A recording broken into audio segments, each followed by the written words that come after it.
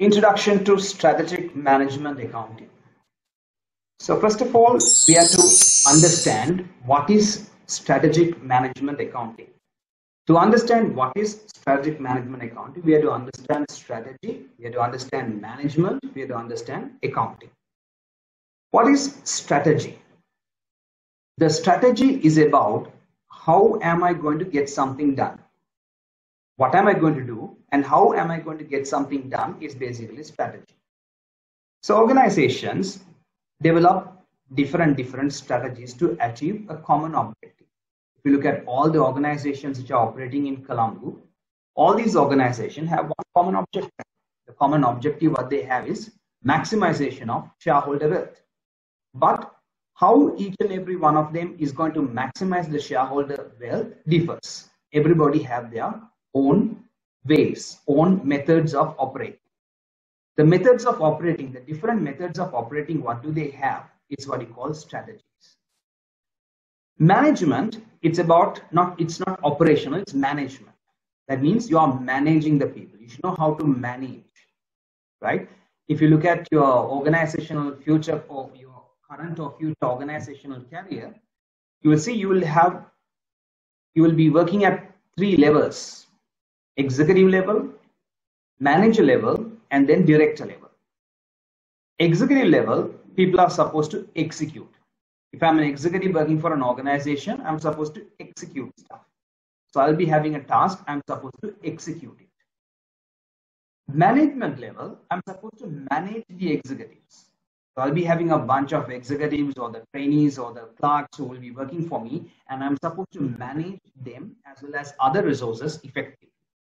That's what you call management. Accounting, all of you know what is it accounting is about, right? So here we are going to learn strategic management accounting. So management accounting, it's about costing, it's about budgeting, it's about pricing, it's about measuring the performance.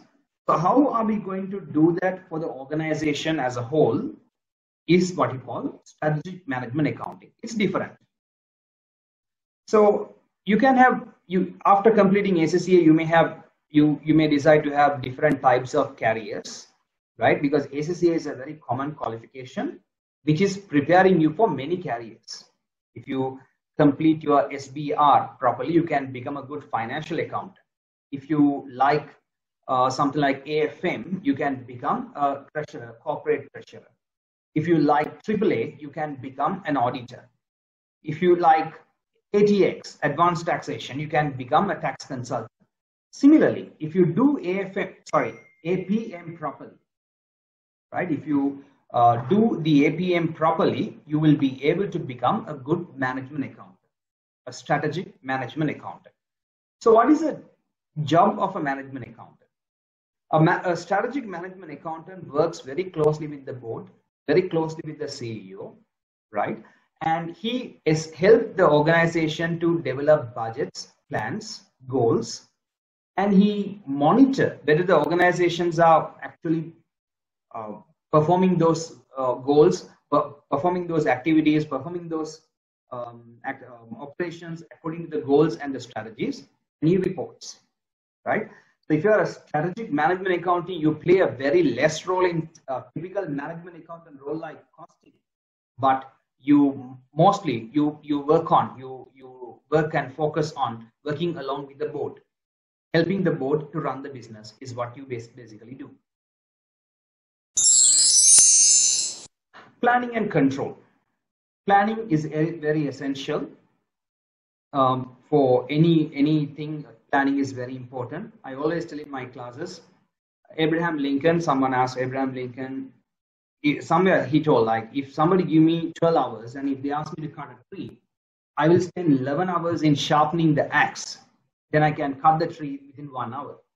So more time you spend on planning, more time you spend on developing scenarios and trying to develop a good scenario, trying to understand the business. It will be much easier for you to get what you call things done soon. So that's why planning is important. And if you plan, you have to measure, you have to monitor whether people are performing as per the plan. So for that, we have to have control. So planning and control both comes hand in hand. You plan and then you monitor whether you are performing as per the plan. That's what you call control. So planning and control are fundamental aspects of performance management. Strategic planning is concerned with where an organization wants to be and how it will be there. So these are two things very important in terms of strategic planning: where an organization wants to be and how it will get there. So unfortunately, many of the organizations I work with, they are not very clear about these two aspects. Where an organization wants to be. It's a very easy question. But you go and ask from big organizations, right? Whatever coming to your mind, I can't tell the names of those organizations right now. But if you go, if you have a chance, you meet their CEOs, and if you ask a question, where your organization want to be, maybe in a 3 years time, maybe in a 5 years time, most of the Colombo-based companies are clueless. How it will get there? Yeah, they have strategies. People have strategies. People know the paths, but they don't know where they want to go. They just want, it's like you want to go somewhere, but you are not sure where you want to go, right? But you're not bothered about where you want to go. You just want to go. Will it be effective? Will it be efficient? Maybe not. Always, you have to make sure that you know where you want to go. Then only your strategies will work very well. So the strategic planning is about defining where you want to go and how you will go there. So after you deciding that, the third part, the control is about concern with monitoring the achievement of objectives and suggesting corrective actions. So continuously monitoring whether we are progressing as per the plan, and if we are progressing as per the plan, making sure the plan is properly implemented. If not, making the corrective actions. So planning and control at different levels in an organization: mission, strategic plans and objectives, tactical plans and objectives, operational plans and targets, right? So before going to these four, I want to tell you about one more thing. I want to start from there. That is vision. Every organization should have a vision and they have to have a mission. What is the difference between a vision and mission? Vision is something I want to achieve. Mission is how am I going to, what am I doing? Why am I doing? Is mission. Why am I doing something? What am I doing? How am I doing? That is mission. By doing the mission, by completing the mission, where I will go, that is vision. Right? Let's go to this website which teaches how to write good mission statements and vision statements. Now, this website called blueads.com, it's a blog. I'm not sure from what's the name of the blog is. Yeah, Blue Leads Inspiring Mission Statement Example. Just have a look at this. The mission statement is a concise description of your company's purpose, your goals, and the kinds of products or services you provide to help your audience find solution to their pain points. A good mission statement that is effective will present this information in a powerful, simple declaration. Effective mission statement acts as a guiding light for the company culture, informing big picture strategies.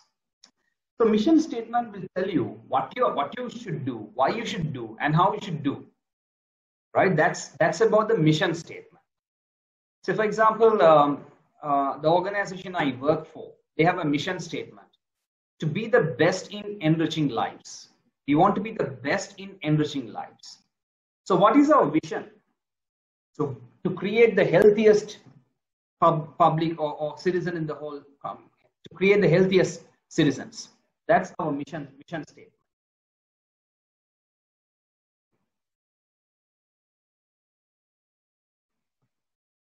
There's a question.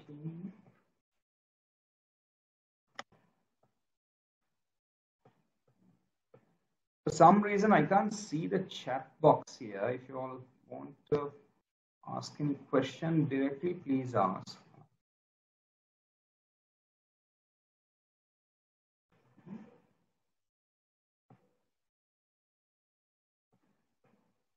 Yes, you are right, Sally. So the vision is about okay, I want to be number one in something. For example, as I can remember, Sri Lanka Telecom had a vision like, we want to be the best in, we want to be the number one telecommunication provider in the whole South Asia. That was their vision. And mission is about, by developing their competencies, they will deliver the what do you call, the future ready products to the people of Sri Lanka or something like that. So vision, mission. So we have to understand vision and mission, right? And as new young professionals, as young professionals, and as young what do you call, entrepreneurs, you may be joining a company, you may be working for a company, or you may be starting your own company. When you're going to start your own company or whatever, right, or you're working for an organization, first thing you have to identify, you have to understand what is the mission of the organization, or if you're going to start your company, why you want to start that company, right? Why this business is operating? What are we really good about? How are we delivering our products? So that is mission statement. Now, for example, one of you want to start an online business. So you want to start an online business. You want to sell some cups and mugs and all over Instagram. Okay, you may like to do it, but first question you have to ask is why you should do it, right? What is available in the market? Sorry, what is not available in the market, I can provide. So that will tell you what is your competency, what is your competitive advantage which others don't have. You have an extremely good artistic talent which others don't have. Go ahead with that, your business. You have a superb delivery system others don't have. You have the best web design available in the world. Go ahead. So you have to identify what you are actually good at. Why are you doing this? Why are you doing something will depend on what you are good at, what really society wants, what are the needs of the society. So when you look at the needs of the society, what society wants and what you are good at, you may be able to develop a business plan, or you may be able to develop a mission, a business. So that will become mission. Then you think, okay, with that mission, what am I going to achieve in a 5 years' time? You are developing a vision statement for the organization, right? So vision is your dream. Mission is why are you doing something? How are you doing something? What are you doing? That is mission. Strategic plans. So based on the mission statement, we develop strategic plans and objectives. Normally annual plans or 3-year plans we develop, right? So if you are going to execute a particular mission, and if you are going to achieve a particular vision, so what are the key things we are supposed to do? That comes under your strategic plans, and then based on that, you'll be developing your objectives, your goals. Based on your strategic plans, you'll be developing your tactical plans, right? That is maybe a 6 months to 1 year target. And you may be developing after that operational plans, your daily targets and daily plans, or weekly targets and weekly plans, right? So in a nutshell, first mission, then your vision, then your strategies and plans and objectives, then your tactical plans and objectives, and then your operational plans and objectives. In a subject called strategic business leadership, you'll be learning a lot about vision and mission. Here our objective is not to discuss about vision that much, but mainly focus on mission and how to execute that mission in an organization. A mission statement outlines the broad direction that an organization will follow and summarizes the reason and values that underlie that organization. A mission should be succinct, memorable, enduring, and it should be a guide for employees to work towards the accomplishment of the mission, addressed to a number of stakeholder groups, for example, shareholders, employees, and customers. Simply remember, when an employee reads a mission statement in the early morning, he should be able to feel like coming to job and execute that mission statement. If that mission statement is providing that clarity, that's a good mission statement. I want to be the best in enriching lives. To a great extent, that gives that clarity. I want to be the organization says like our mission is about developing world-class information operational structures. information infrastructure. So my job is developing the great information structures for the country, right? So that can be a mission statement, or mission statement should be succinct, right? So it should be very summarized. It should not be very long. It should be memorable. Some people should be able to remember and talk about it. If you put a 30 sentence mission statement, nobody is going to remember that. It should be enduring. Statement should not change. I mean, it should stay forever, like stay for at least 3-4 years or forever, maybe, right? It should not change every month. It should be a guide for employees to work towards accomplishment of their mission. So when people have a doubt, like sometimes we have this doubt, no? When you go to the work, why am I working in this organization? What am I doing in this organization? What's my purpose? Your mission, if your organization has defined a good mission statement, that mission statement should give you a good, suggestion, good guidance in deciding what you really want to do. And it should address number of stakeholders, not just shareholders. Your mission statement should not be, your mission statement should not be something like, I want to make my shareholders rich. No, it should be broad. We want to energize the country, something like that. So many type of stakeholders will benefit out of having such a mission statement. So Drucker concluded that a mission statement should address 4 fundamental principles or questions. What is our business? What is valued by the customer? What will our business be? What should our business be? Right? So what is our business? What am I doing right now? What will our business be? If I continue to do the same thing, one day what I will be? What should my business be? What I should be? What is valued by the customer? Right? Now, let's take for an example. Say I'm a lecturer, right? So what is my business, or what am I doing? I'm lecturing. If I lecture like this, what will happen to me? Yeah, I'll be a lecturer for like this for the end of the 10 years. What is valued by the customer? Why you are coming for my lectures? What should our business be? So based on all these, what I really should be in the future, right? Say for example, if I take a business like Kpis, what is our business? I mean, I'm sure they may have a different whole mission statement part, but I'm just taking for an example. What is our business? Selling groceries. What will our business be if we go like this? We'll be selling groceries. What is valued by the customer? Maybe the availability. So what should be our business?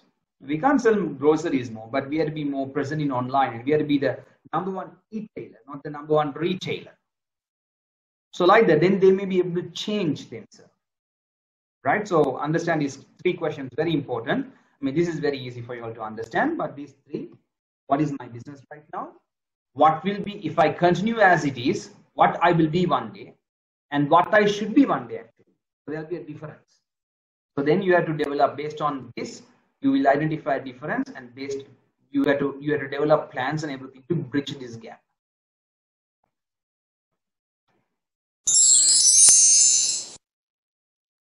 So we have strategic, tactical, and operational plans. To enable an organization to fulfill its mission, the mission must be translated into strategic, tactical, operational plans. So organization should have strategic, tactical, as well as operational plans. So as a management accountant, remember you guys are studying for the last qualification to become a management accountant. Once you complete this, you are a certified, you will be a certified chartered accountant, as well as you will be a certified, I mean, if you are a chartered accountant, that means you are a certified management accountant as well. So you can go and work for an organization, you can advise the organization, you can work with the boards, right? So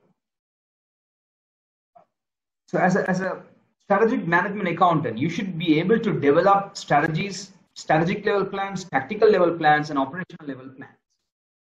Each level should be consistent with one above, right? Based on your strategies only, you develop your tactical plans. Based on your tactical plans only, you develop your operational plans. If there's a mismatch between strategies, tactical, and operational plan, then your organization will not be successful. This process will evolve moving from general broad aims to more specific objectives and ultimately a detailed targets. Yes. If you look at an organization's strategy, it'll be very broad.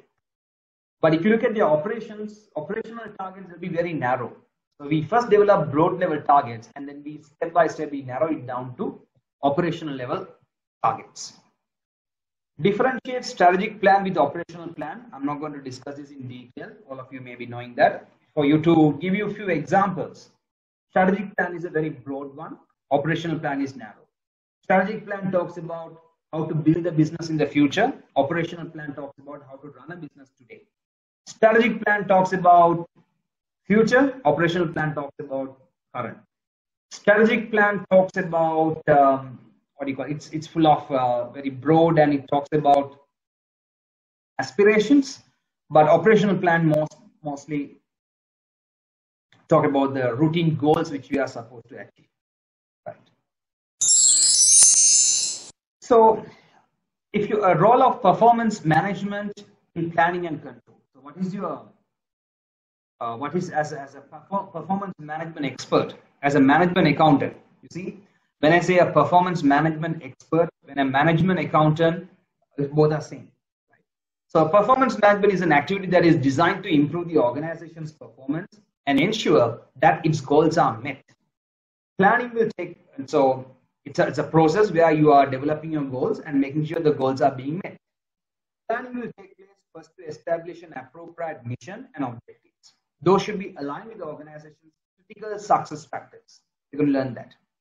What do you mean by critical success factors? What am I really good at? That's my critical success factor. Why people are coming to me? So I go to this slide, you can see what is valued by the customer. That is critical success. Say, what is really valued by customers who go to Kpis? Availability of the brands.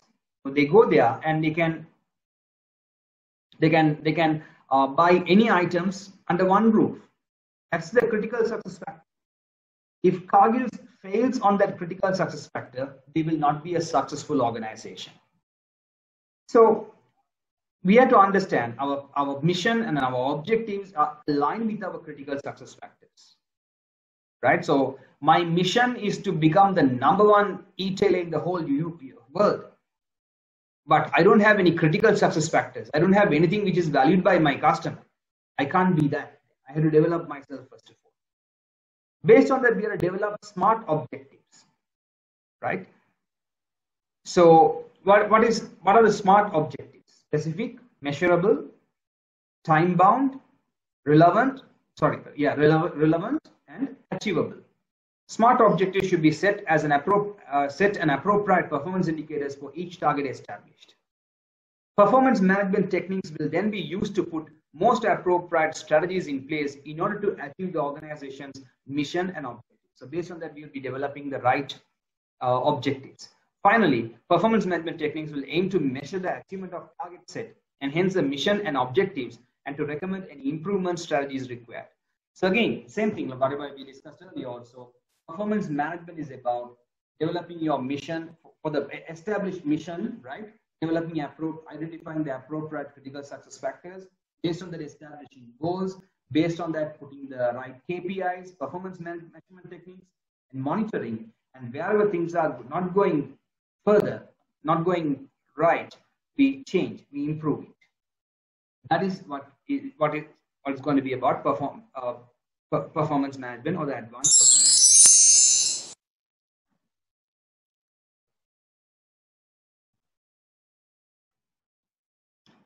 Corporate planning. It's a good time to discuss about corporate planning because all the corporates in Colombo are busy with developing their corporate plans for the year, which is financial year, which is going to start on 1st of April 2021. So what is a corporate planning, or what's a strategic planning? It's like this. So the CEO and his team has to give a plan to the board. If you look at an organization is like, I'm talking about the big organizations. The organizations are managed by the boards. Sorry, not they are managed, but they are governed by boards. Shareholders appoint board, and the board appoint management. So the board of directors may want an annual plan from the management. The management team is headed by a senior management officer called Chief Executive Officer. The CEO basically, the CEO basically has to deliver a strategic plan, right? Strategic plan to the organization, to the board of directors. Based on the strategic plan only, the CEO's salary, increment, bonus, and all will be decided.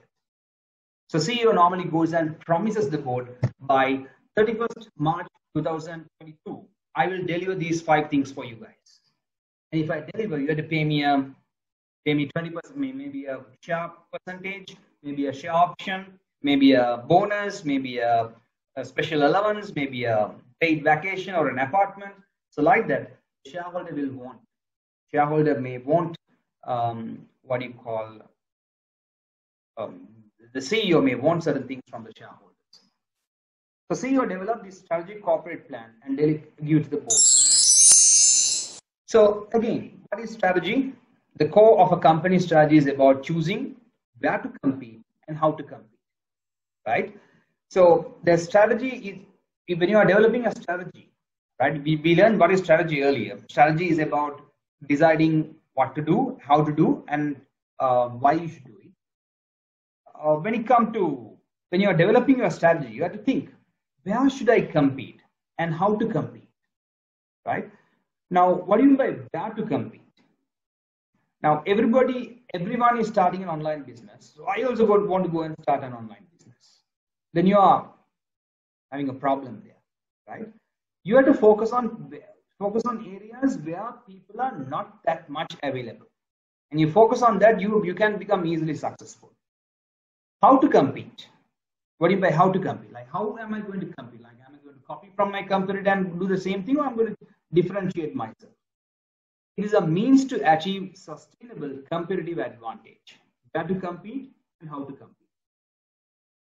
So sometime back, when everybody was, all the organizations were renting out DVDs and renting out, producing movies and all, a company called Netflix thought differently.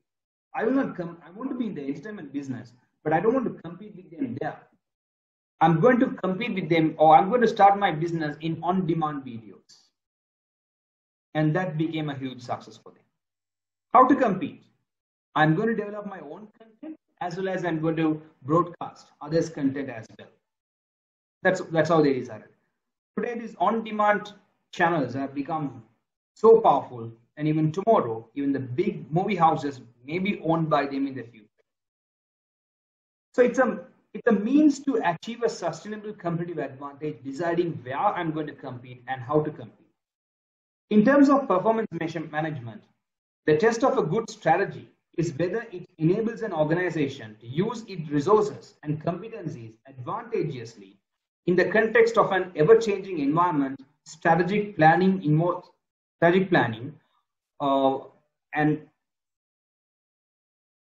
involves formulating, evaluating, and selecting strategies to enable the preparation of long-term plan of action to attain objectives. So it's about developing the right strategy. Performance management, I mean, if you can do a good performance management if the strategy is properly developed. If the strategy is wrong, whatever performance management do, your company will not be successful. So that's why we have to focus more on developing appropriate corporate strategy. So this rational model is actually a SSCA syllabus. If you look at this part, strategic analysis is what you guys have learned in SBL, Strategic Business Leadership paper. In that you may have discussed about this internal, how to conduct, how to identify opportunities and threats, how to identify strength and weakness, SWOT, how to conduct gap analysis, what strategies are required to close the gap, what is a competitive strategy, what are the directions for growth. These you have learned in your SBL paper. When it comes to this paper, that is APM paper, we are going to mainly talk about formulation of detailed plans and budgets, target setting for KPIs, and monitoring and control. So once the strategy is developed, how are we going to establish the right critical success factors, KPIs, and monitor our performance is what we are going to discuss today. So corporate objectives. Corporate objectives concern the business as a whole and focus on the desired performance and results that a business intend to achieve. What a company want to achieve is basically corporate objectives.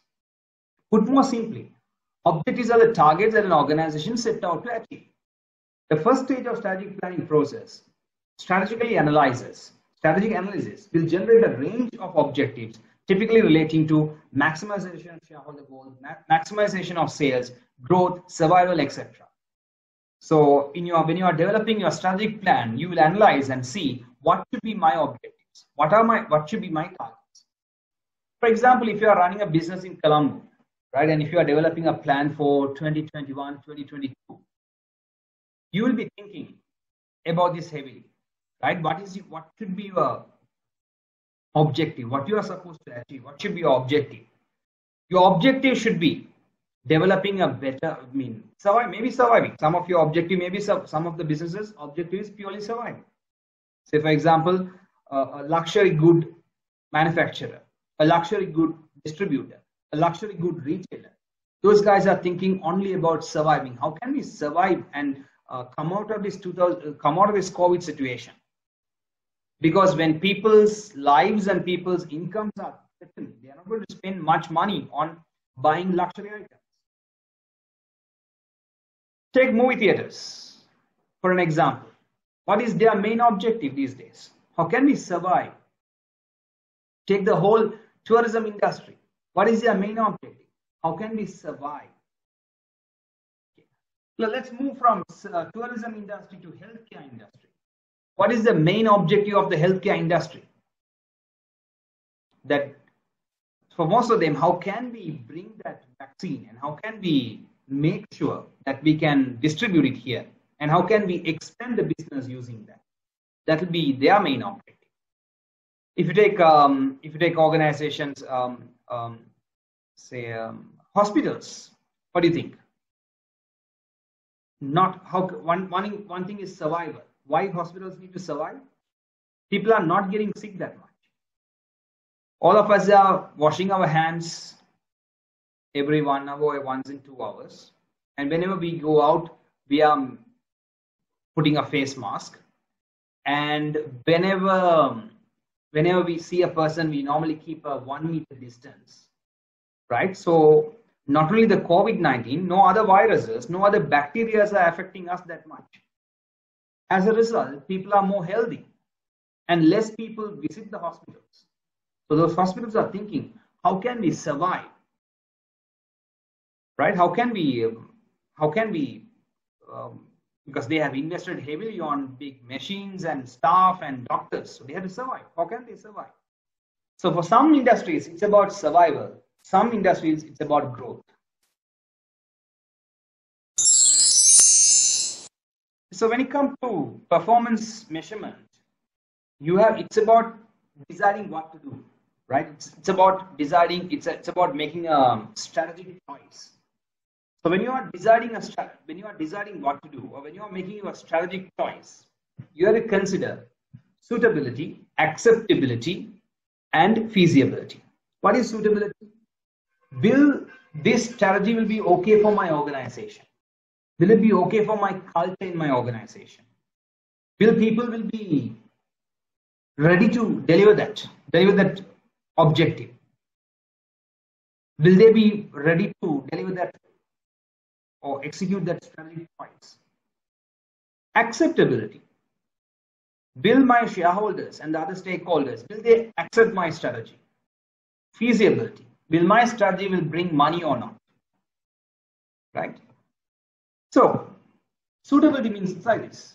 So now you are running let's say a hospital, right? And you are developing a strategy. Something like we will start treating COVID-19 patients in our hospital, right? Is it a right strategic fit?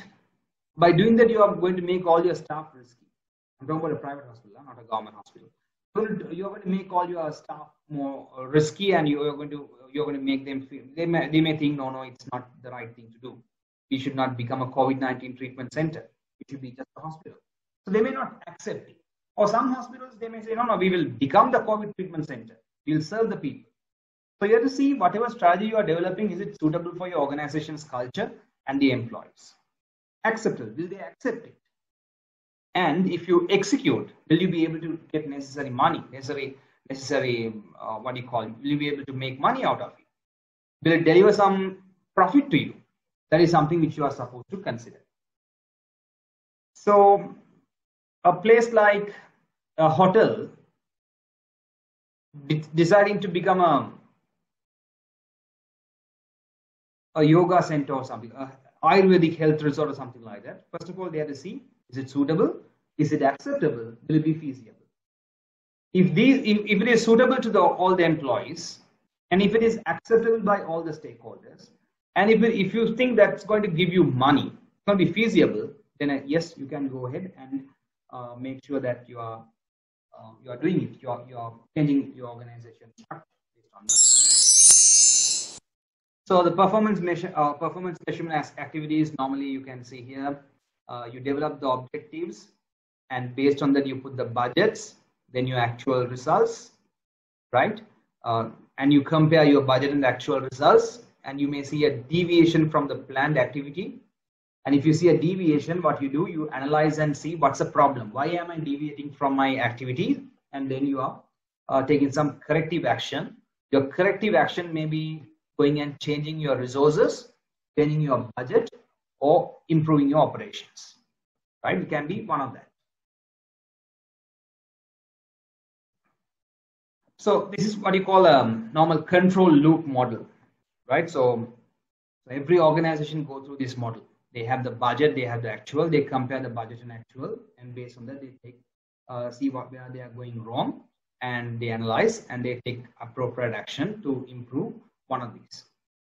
So sometimes the problem is with your target, the problem is with your goal, problem is with your management. Then you have to come and change it. Maybe you have to change the goal, change the strategy, maybe change the people there. Sometimes the problem is maybe with your target or the budget. So you may have to come and change the budgets. Sometimes the problem may be something to do with the actual results. So something is not happening properly in the operation. So you have to come and see where it is going wrong, and we have to change those operations.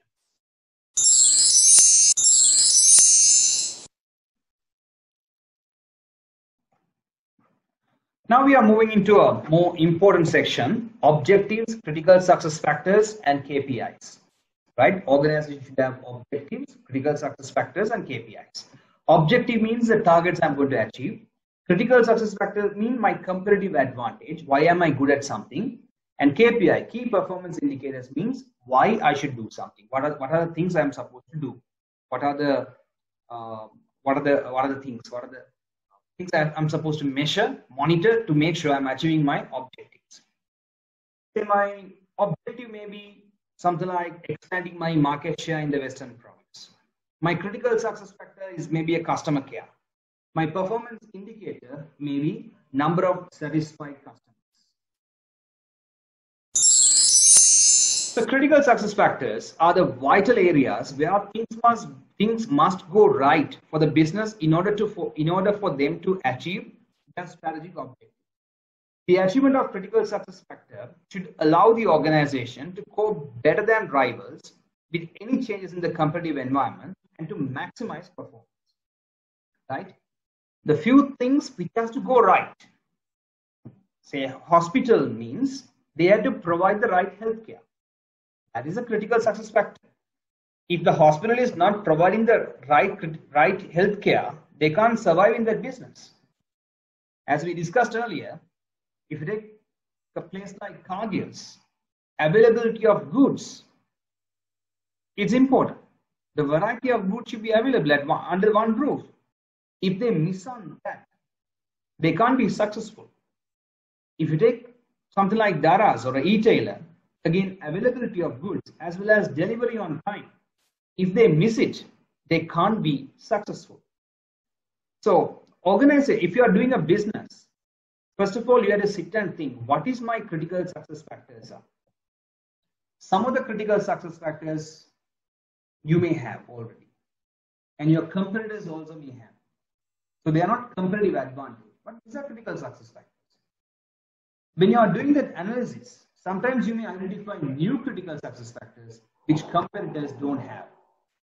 Then that becomes your, what do you call, that becomes your competitive advantage. Say, sometime back, when Elephant brand and Coca-Cola was having a fight to capture the market share, the Elephant brand's critical success factor was the shape of their bottle and the size, the amount of soft drink they were selling. When Coke was selling 300 milliliter, Elephant brand was selling 400 milliliter. That was the critical success factor. When it comes to soaps, even, we see many times different critical success factors have been employed by the soap manufacturing companies. When everybody is selling an 80-gram soap pack, some companies go and sell 100-gram soap pack. That becomes a critical success factor. The problem is the critical success factor should not be, I mean, if you are going to consider a critical success factor as your competitive advantage, the others should not be able to copy that. If others can copy, then your critical success factor is not good. The thinking behind this is called Blue Ocean Strategy. There's a good book about developing strategies called Blue Ocean Strategy. Think about it. Red Ocean is a market where there are so much of competitors. You also jumping into that and you also try to catch some fish. Then it becomes more and more competitive. That's called Red Ocean. Blue Ocean is an area where nobody is focusing.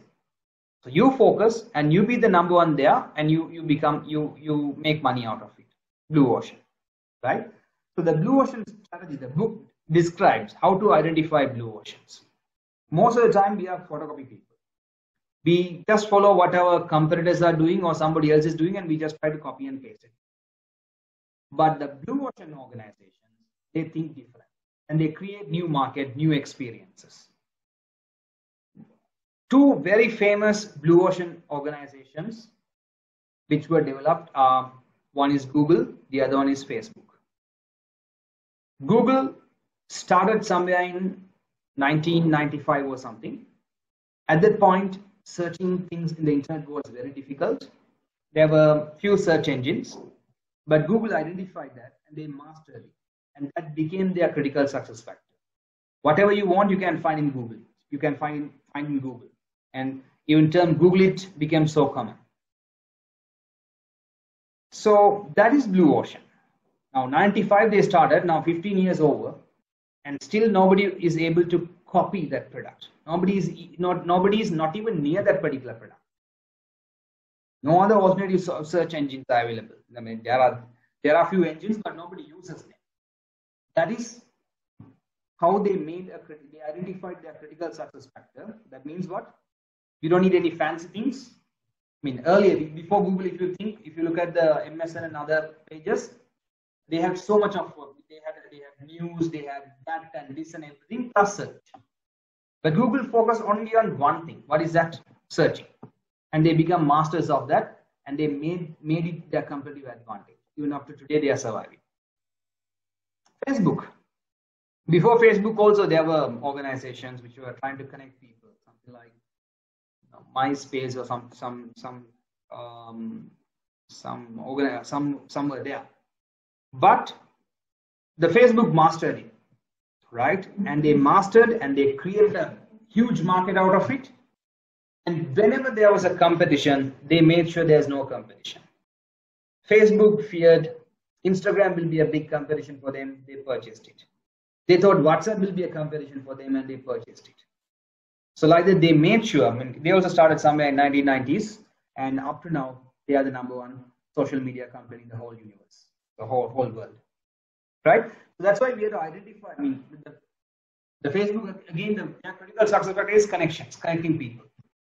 So you have to identify your critical success factor and you have to deliver that in the best way others can't even compete. Then you are developing a big, massive business. Your critical success factor can come from structure of your business, your competitive strategy, industry position, geographical location, environmental factors, temporary factors, functional managerial positions. So structure of your organization might decide your critical success factor. So for example, you are spread all around the country. So any item you can deliver sooner than other people. So delivery become your critical success factor. It can be your competitive strategy, industry position or geographical location. So for example, you are in a country where which is very good in manufacturing diamonds. So then you also can be in that business and you can compete with other people easily. Sometimes the industry position, geographic location give you advantages.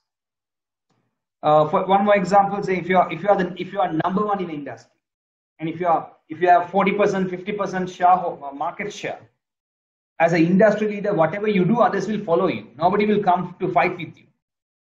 So that's a competitive strategy, right? You have to continuously innovate. You have to put new things, and people will follow you.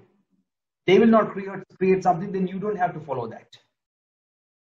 The big organizations with the big market shares, when they fail to innovate, then the small guys take over. But if the new company or the bigger market, the one with the biggest market share, if he is continuously innovating, then the small players may not be able to compete with them. That's what companies like Facebook do. They continuously innovate their services. So nobody can compete with them. Environmental factors can be sometimes your critical success factor, right? Maybe if you are farming, of course, weather can be the critical success factor. If you are in the industry of plantations, again, weather and the soil can be a critical success factor. Temporary success factors, right? So say something like COVID-19, when it came, it was a critical success factor for many small businesses. The businesses which brought massive amount of face masks and the hand sanitizers made a big money out of it at the initial stages. Only temporary. Now they can't make that money. Functional managerial person, your people, the right amount, the right people you have in your organization. That also will decide your critical success factors. Your critical success factors can be internal, external, or it can be monitoring critical success factors or building critical success factors. Internal critical success factors are the critical success factors under your control. For example, you have the best inventory control mechanism. That is your internal thing. That is your critical success factor. External critical success factor may be something out of your control. So for example, raw material price. You can buy raw material at a cheaper price. Until raw material price is cheap, you can make money.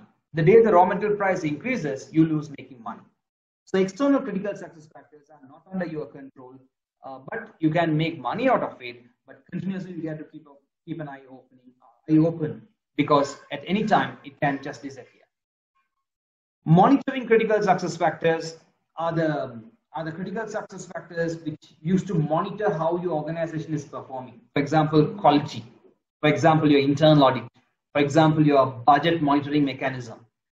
If you have a strong quality control process, if you have a strong internal audit process, if you have a strong actual versus budget performance monitoring mechanism, you can be successful, right? Building critical success factors. These are the few critical success factors which you are developing, right? It may not be useful immediately, but it's something which you are developing for next 5 years or maybe the future. That's called building critical success factors.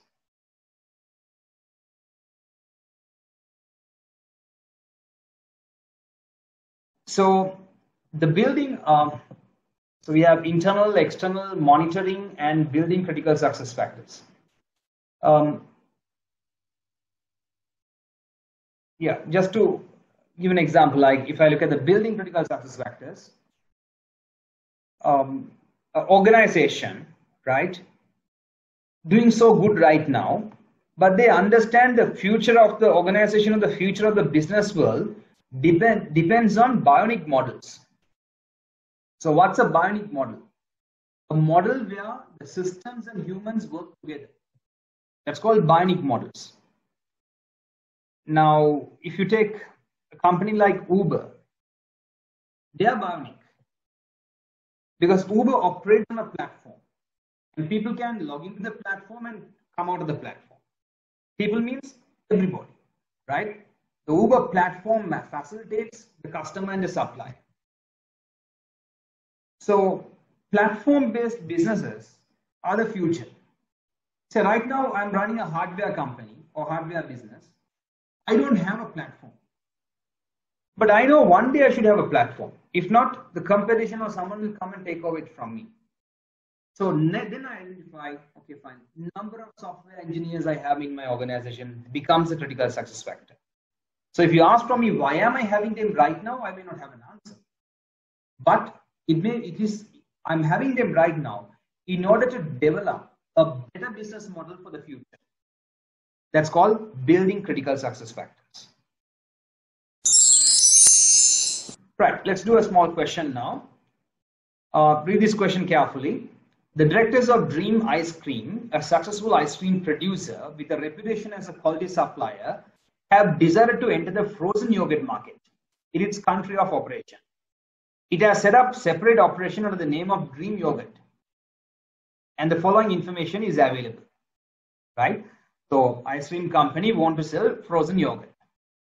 DY has recruited, so the new company name is what you call the Dream Yogurts, no? Yeah, Dream Yogurt. DY has recruited a management team, but production staff will need to be recruited. There is some concern that there will not be staff available with the required knowledge of food production. So they have already recruited a management team, but they're in the process of recruiting production staff, but they think the production staff may not be available. DY has agreed to supply yogurts to Jackson's, a chain of supermarkets based in the home country. They have stipulated that delivery must take place within 24 hours of an order being sent. Right? So supermarkets for which they are going to supply the yogurts, they are told within 24 hours you have to supply us items. DY hopes to become a major national producer of frozen yogurts. That's their plan. DY produces 4 varieties of frozen yogurts at present: Mango Tango, Very Berry, Orange Burst, and French Vanilla. Required. Explain 5 critical success factors on which the directors must focus if DY is to achieve success in the marketplace. So I don't want you to explain, but I just want you to make a note, like each one of you write down 1 critical success factor. Only the rule is you should not copy from others. So if somebody writes a particular critical success factor, you should not rewrite the same thing.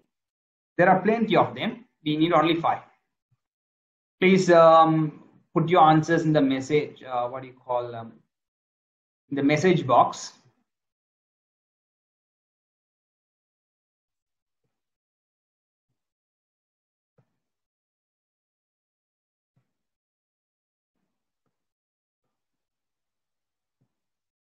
Type your answers there, please.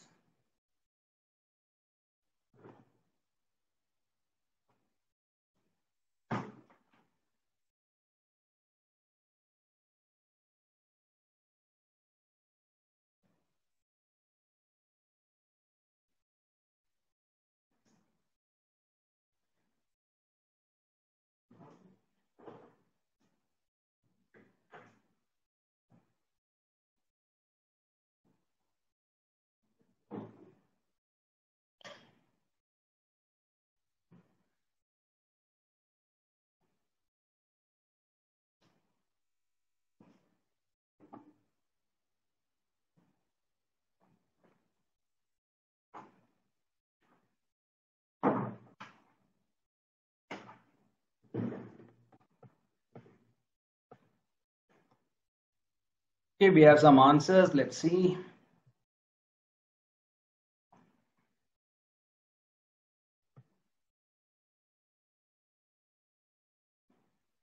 Fast delivery. Yes, you are right. Skilled staff. Yes. Variety of products. Yes.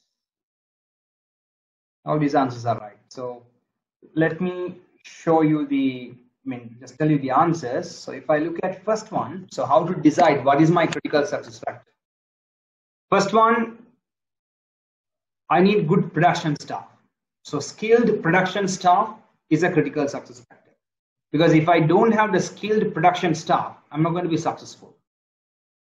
Then I have to deliver within 24 hours. So delivery time will become one more critical success factor. Then DY hopes to become a major national producer of frozen yogurt. So I want to become a major national producer. So then the market share, right? I have to be the market share, maybe the marketing, the market share. How do I market? Has to become a critical success factor. As well as this is a food item, no? So if I want to be a major national producer, the tastiness of my yogurts also has to be a critical success factor. In addition to that, one more, that is my, what do you call, the quality of my yogurts also need to be one critical success factor.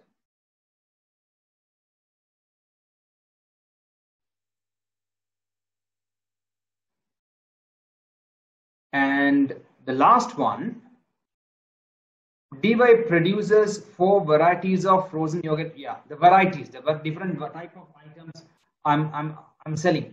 That also will become my critical success factors. So if I'm going to operate this frozen yogurt business properly, I had my critical success factors are I had to have the right staff, I had to have the on-time delivery, I had to deliver high quality, I had to focus on my business, I have to focus on my variety of items I'm selling, maybe my marketing. These things should be my critical success factors. So once I established the critical success factors, I had to measure, I had to monitor how much I'm good in achieving the critical success factors. Am I achieving them or I'm not achieving them? Right? That I'm supposed to monitor, that I'm supposed to measure. For that, I had to have the right KPIs, key performance indicators. So if I say quality is my critical success factor, the relevant KPI for the quality would be number of rejects. Number of items rejected because of quality control I applied. If I take my critical success factor is the tastiness of my ice creams, the critical success factor will become the customer satisfaction, how much the customers are satisfied. If the critical success factor is delivery time, my KPI would be how many products have been delivered on time, how many failures. Right? So first you have your goals, then you have your critical success factors, and then for the critical success factors, you establish the right amount of key performance indicators. So good key performance indicators, right? If you're going to write a set of key performance indicators, these are the characteristics of good key performance indicators. It has to measure the effectiveness of business in achieving objectives. Measure efficiency of resource utilization. Contain internal and external performance measures. If I have to explain this, it has to measure your efficiency, it has to measure your effectiveness. So efficiency means whether my organization is achieving the objectives or not, your KPI should be measuring. The resource utilization also should be measured. How much of resources I'm consuming to achieve my objectives. Is it feasible or not feasible? KPI should have, a good KPI will have internal as well as external performance measure. Internally, how am I performing? How is my quality? How is my production timelines are? External performance measures. How many awards I have got? How many customers are newly joining me or purchasing from me? Comprise of mix of financial and non-financial methods. Yeah, purely financial KPIs such as say ROCE or net profit will not give you much picture about what's happening with your organization. You have to have quality, you have to have delivery time, you have to have resource utilization, a lot of non-financial KPIs as well. Link to target set for employee motivation. It should be connected to employee motivation. Cover short-term as well as long-term organizational performance. Should be flexible in order to respond to changing business environment. Yeah, you develop a set of KPIs and you never stick to them, even though the business changes. When the business changes, you will change. For example, punctuality of employees was a KPI maybe 1 year ago. But today, no, you have to operate from home. So you can't focus on punctuality, but more than punctuality, productivity of your employees becomes more important KPI. Make different dimensions to perform so that trade-offs, example, between cost and quality are clear. So have different, don't measure only one side, measure every side. Then only you know your organization is really performing well or not. For example, in order to cut the cost, you're buying cheap raw materials. But those cheap raw materials are creating environmental pollution. So you are not measuring environmental pollution, you're only measuring cheap your production, and you are very happy. Your items, your raw material prices are low and you can make profit margin. But on the other side, without your knowledge, a big problem is coming up. That is your environmental pollution. The environmental pollution, when it becomes a bigger problem, you will not be able to. You may have to spend all your profit to rectify whatever the damage caused. So what gets measured gets done. In some respect, the statement seems obvious. Measuring something gives you the information you need in order to make sure you actually achieve what you set out to do. Without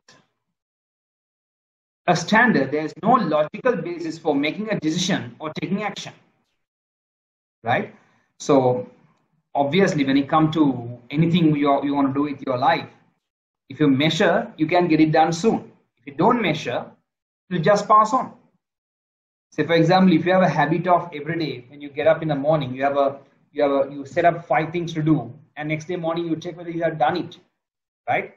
First day you may have not done it, but second day, third day, when you start continuously monitoring, automatically you'll be starting to see your productivity is improving. But if you don't have that habit, you'll be the same forever. So whatever you want to do, you have to have a measuring mechanism.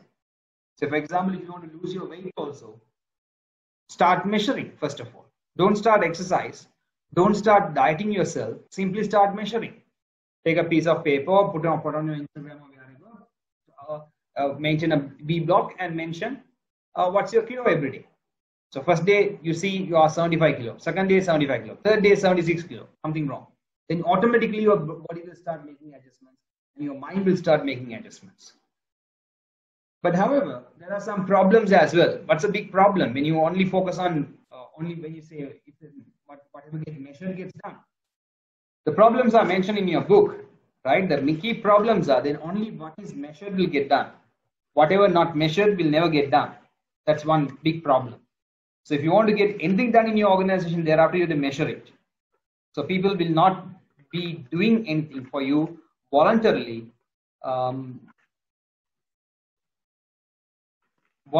or to help the organization. They will not do anything.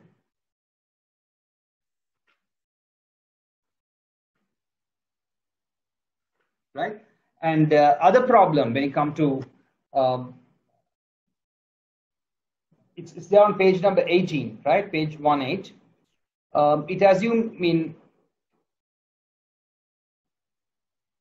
assumes the staff have been informed upfront the particular issue will be measured and have thus been able to change their behavior.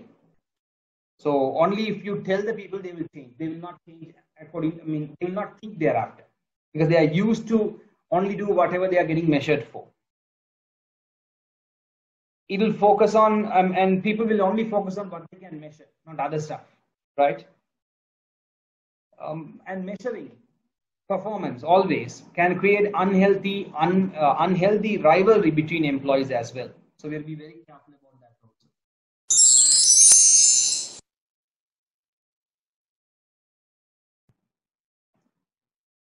Short term versus long term. When people join organizations, they normally think short term. They don't think long term.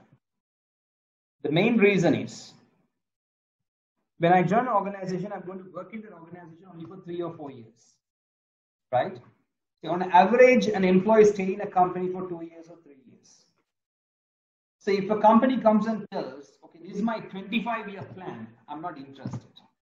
Because after 25 years, I may be running my own company. or I may be in a different company. I'll be not part of this organization.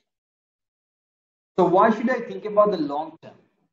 I should only focus on short term. That's what employees' mentality.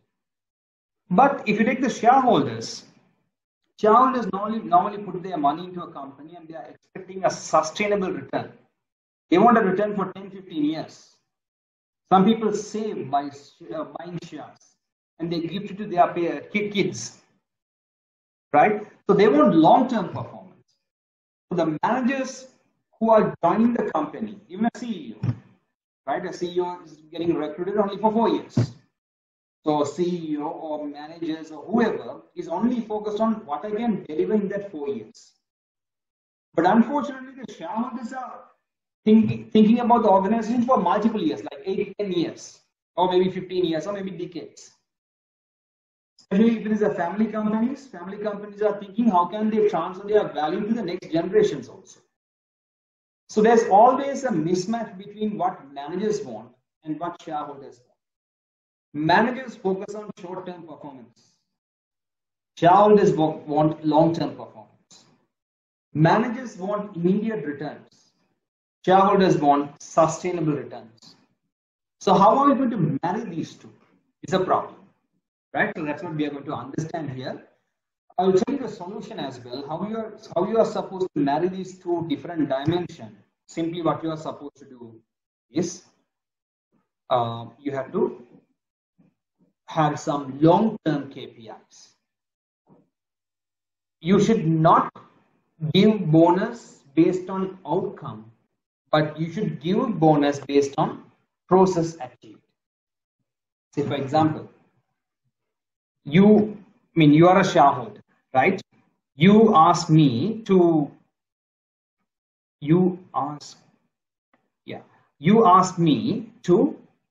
establish a foreign business and make money, right?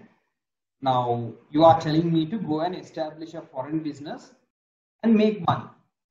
And you are telling me once the business starts making money, you will give me a bonus. Now to go to identify a foreign country, do a feasibility study, then go there, do the business to make money. It may take around 6-7 years sometimes, right? I'm going to retire. Let's say I'm going to retire in a 2 years time. I'm not bothered. I'm not interested. But if you tell me, before you retire, if you can establish the company properly, legally, we'll give you a bonus. If you can grow the market share, even if you don't make a profit, no problem. But if you grow the market share from 0 to 20%, we'll give you a bonus. Right? Because most of the time, this type of activities, establishing a company in a different country, introducing a new product, launching a new product, launching a new service line, might take multiple years to give a return. Right? Question. So, a shareholder is not. Yes, I'll come to ESOP, Salim. So,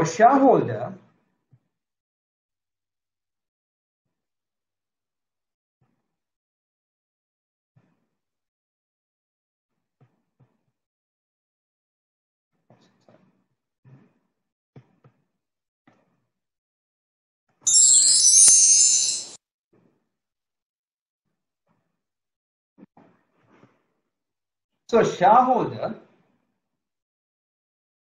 is going to benefit from the products which have been developed for 6, 7, or 8, 9 years. But as a manager, I'm not going to get that benefit. So unless you give that benefit to me, I'm not going to be interested in working for long-term goals. If I don't work for long-term goals, there's a possibility my organization's future will get affected. That's why. To manage this problem, what you should do is you have to break long-term goals into short-term goals, targets. And whenever people achieve their short-term targets, and for that they have to get a financial benefits, then they'll be motivated. If you wait until the long-term goal getting realized, then only you are going to give a benefit for them. It might be too late. It's not performance related pay. It's about actually breaking the long-term goals into short-term targets and giving them bonus for that. The other one is ESOP, employee share option scheme. But again, that won't be that long-term, but it's like this. You give me, I'm your manager and you are the shareholders. So what you guys do is you give me you tell me, or you grant me option to buy shares at today's price after 5 years. So today's share price is, let's say, $10. After 5 years, I will be able to buy your company shares at $10, even though the market price is $100 or $1,000. So now I know if I work hard and if I increase my organization's performance on a long-term basis, I will not only get a bonus right now, but I'll be getting a bonus in a 5 years time as well. Because after 5 years, I can buy the shares at $10 and I can sell it at whatever the market price at that time. If I don't perform well, I can buy it at $10 and I should sell it maybe $4 or $5 and useless that share option is, right? So having employee share option, having goals, short-term goals for long-term objective, long-term targets is, short-term objectives for long-term targets is good. Personally, right, I believe rather than employee share options, breaking the long-term goals into short-term targets and rewarding people for achieving the short-term targets will be beneficial, will be more motivating rather than employee share option schemes. The reason is this, right? The fact that the share price is going to go up or down doesn't depend completely on me or you. Especially if I take a place like Colombo, why our share market prices are going up, nobody knows. Why it is coming down, nobody knows, right? So here there are so much of external factors affecting my share market price, and plus for the share market price to go up, everybody in the company should perform better. So I'm an individual employee, I'm running a good department. Everybody is not performing well. I'm not the CEO. CEO is not performing well and everybody is not performing well. When everybody is not performing well, CEO is not performing well, but I am performing well, because others are not performing well, I'm going to lose my employee share option. So that employee share option will not motivate me.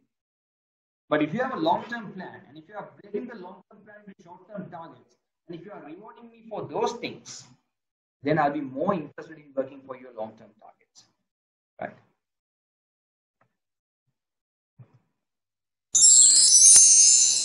So strategic planning is a long-term top-down process. The decisions made can conflict with the short-term localized decisions, right? For example, you want to your long-term goal is establishing a business in Bangladesh, but your short-term target is making more profit. But obviously, if you go and open a business in Bangladesh, for 3 years you will bleed money. So the manager will decide, no, I will not start the business in Bangladesh. I don't want to bleed money, right? So that's how the conflict comes.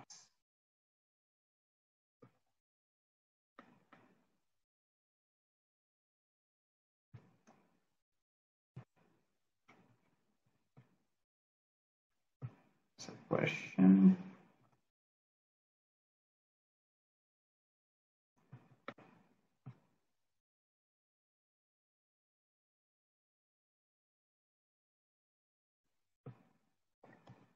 Okay, why can't we remunerate shares to all employees like Tesla? So first of all, how many companies are willing to do that, right? See, I'm not sure about why Tesla is doing that, but there are a few companies which they have done. And of course, startups do that, right? Because companies like Tesla, I'm not sure about Tesla, but I'm generally saying that when you start up companies, when you start a new business, you are not sure. Let's say all of us are getting together and we are starting online business. Say I have invested money in that business, but I'm not sure whether it will be a success story or not. And the fact that it has to become a success story depends on your hard work. So how to motivate you to stay with me and do hard work, make you also honest. I give you 10%, 10%, 10% shares to 5 of you, and I hold the balance 50%. Then all of you also will be very happy to work for me. I mean, you are working for your own organization, and we can be successful. But if you take the bigger organizations that's good for a startup. But if you take an organization like John Kpis, it's a 100-year-old organization, right? And they have enough resources. And there are people who are willing to join that company, right? And their shareholders are not willing to sell their shares. If Tesla is giving employees shares, somebody is selling the shares now. Shareholders may not want to sell the shares. They may not want to dilute the investment. They always know they can find the right employees and run the business. So they may decide, no, we will not sell the shares. We will not remunerate our employees with the shares. We will only pay them bonus. Right? So some companies, you are right, they do it. Especially the startups, small businesses, they normally give shares to their employees because they know if the employees work well, only they will be successful. The organization will be successful. But bigger organizations, they don't normally go for that option. They give share options for senior teams. But other than that, for all the employees giving shares, generally they don't do because they know they can be successful by changing the employees even.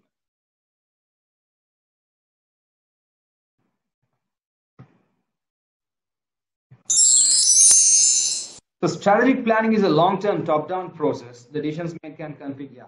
So divisional managers tend to be rewarded on the short-term results they achieve. Therefore, it will be difficult to motivate managers to achieve long-term strategic objectives. Divisional managers need to be able to take advantages of short-term unforeseen opportunities to avoid serious short-term crises. Strict adherence to strategy could limit their ability to do this. Yeah, sometimes the CEOs and all have to manage today. If you ask them to sit and think about 5 years later what we should do, we may not have a business by 5th year. So some divisional managers purposely they don't think about the future. They only think about the current problems. So how might an organization take steps to avoid conflict between strategic business plans and short-term localized decision? I told you 2 strategies. One is break the long-term goal into short-term goals, and for even achievement of those short-term goals, give them rewards. Number 2, develop something like what Zalim told, employee share options. That can be one way of rewarding.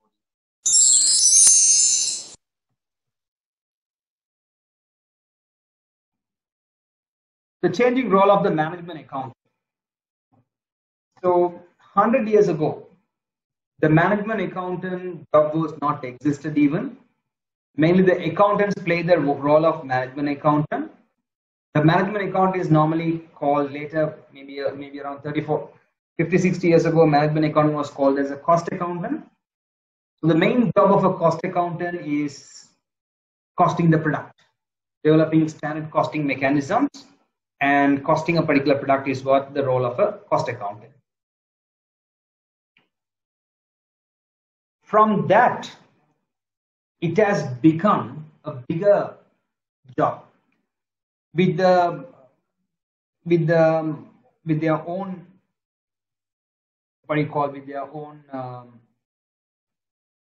authorities, own professional bodies. It has become big big profession.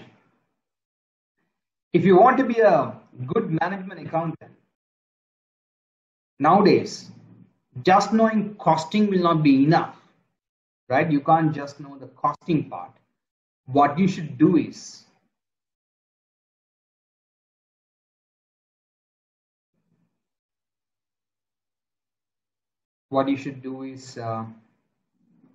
You should know budgeting. You should know how to work with the board. You should know how to develop sustainability reports. You should know how to develop strategies here. So from where we started as a cost accountant, we started as a cost accountant just doing costing for the organization, costing for the products, and today we are actually helping the CEO to run the business. In few organizations I have seen the management accountants becoming the chief financial officer rather than the financial accountants, right?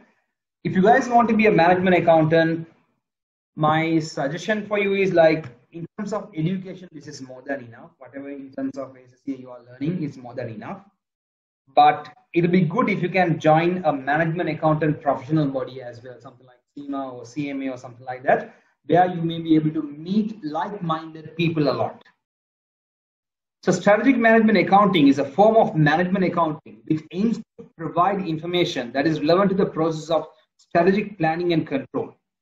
The focus is on both external and internal information and non-financial as well as financial factors. So if you are a strategic management accountant, you should be able to consider the external information, internal information, non-financial factors as well as financial factors. The role has changed, focused from financial control to business support, making the management accountant more of a generalist, right? The management accountant today work in different departments as business partners. They help the businesses with accounting, costing, budgeting, performance appraisal, performance monitoring. So they are like more like a secretary who can do finance work for the organization departments. The new role has been called a hybrid accountant, since a management accountant has a valuable combination of both accounting and operational or commercial knowledge. Yeah. Compared to a typical financial accountant who only know how to pass a double entry and prepare the financial statement. But the management accountant, he know the business plus he know the accounting part of it. However, today accountants do not necessarily work in a separate accounting department, but may be fully integrated into other departments, thus playing a key part in the operations and decision-making process of the department. Places like Ceylon Tobacco. If you go there, they may not have a finance department, or their finance department will be very small. The accountants don't work in the finance department, but they work in the operational departments. Marketing department may have their accountant, or production of the factory may have their accountant. HR may have their own accountant, right?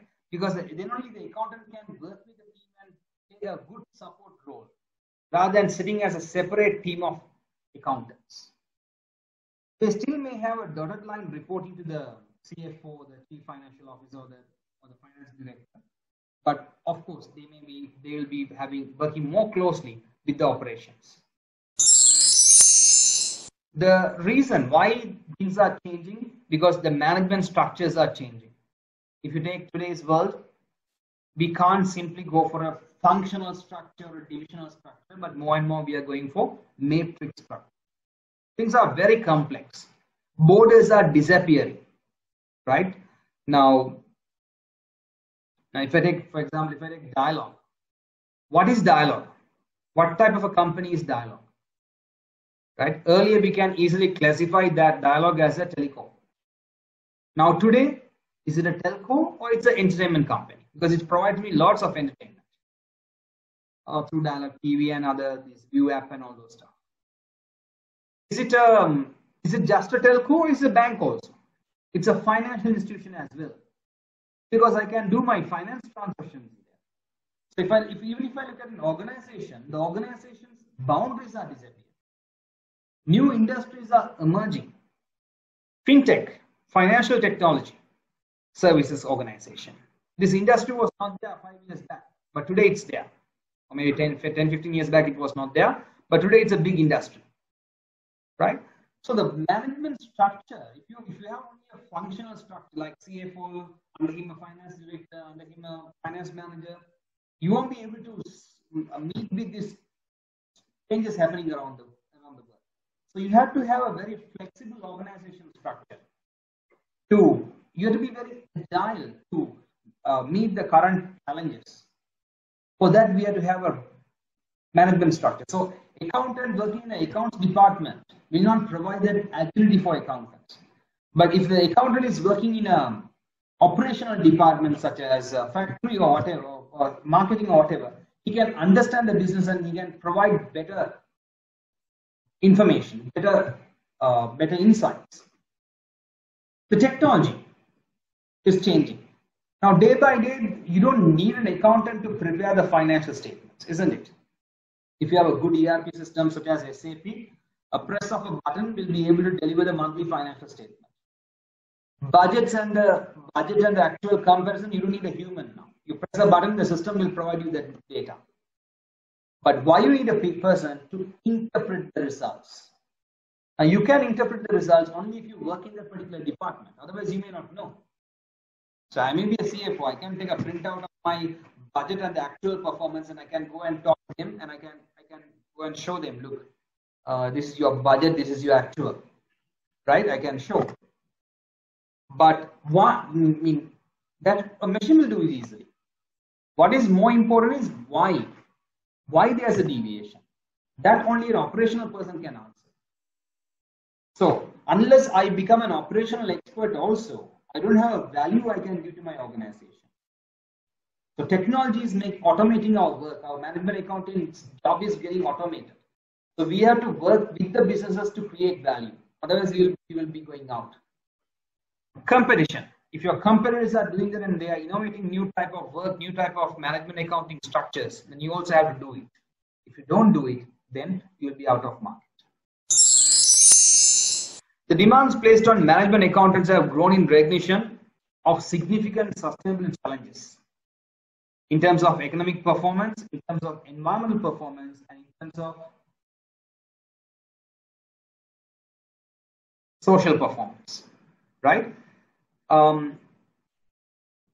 Economic performance.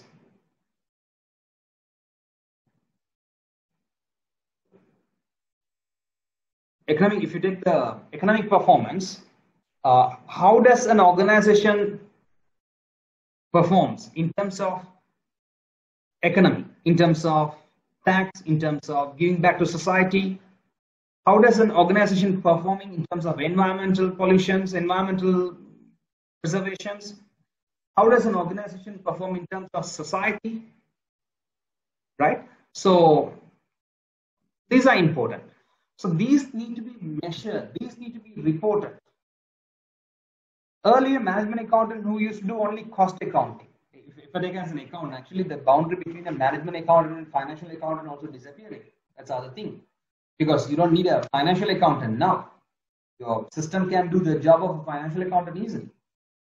But if you look at a management accountant, if you take an accountant, today's accountant is not required to report only about financial performance.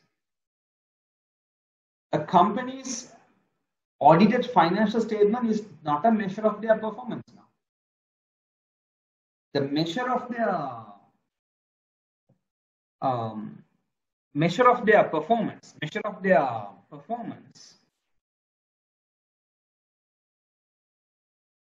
right?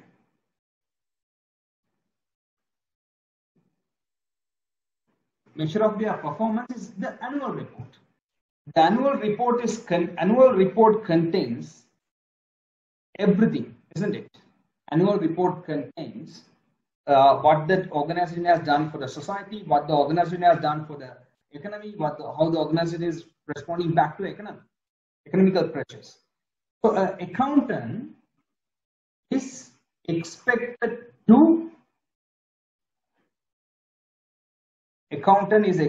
to manage the whole performance. Accountant is expected to report about the whole performance, not only about the not only about the financial performance. So therefore, we have to reinvent ourselves.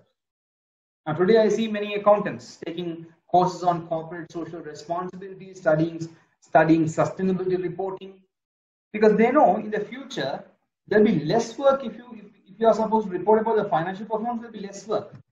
But if you are supposed to give a holistic performance review, you will be having more work there. So even our societies like ACCA, CIMA, and all changing themselves, where accountants are getting trained to report on the holistic performance of the organization rather than just the financial performance. So along with the same point, the integrated reporting. Now, integrated reporting is actually the annual reports. A report which talks about a company's social performance, environmental performance, and economical performance is what you call an integrated report. With integrated report, instead of having environmental and social issues reported in a separate section of the annual report or standalone sustainability report, the idea is that one report should capture the strategic and operational actions of management in its holistic approach to business and stakeholder well-being. Right? So maybe we can have a look at one annual report. Right? If you see an annual report of, let's say, annual report.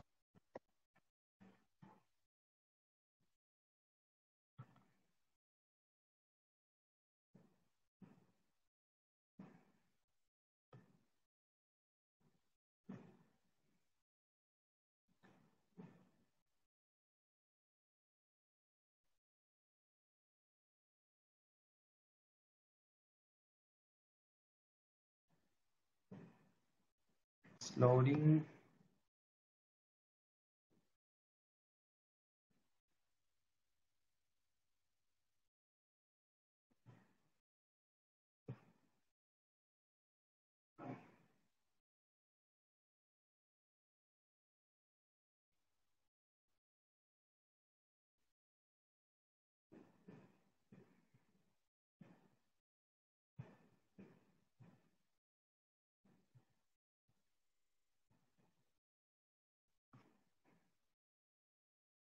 Right, so if you look at this JKH annual report, it talks about the organizational structure, it talks about the performance measurement messages.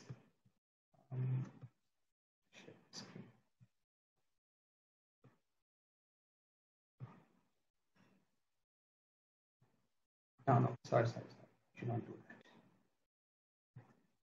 that. Okay, so it talks about the whole organizational performance. So how did the organization perform with the investors? How did they discuss investors? How did they add value to the whole country or maybe the whole business? How was the economic value added looks like, right? And these are mostly financial still.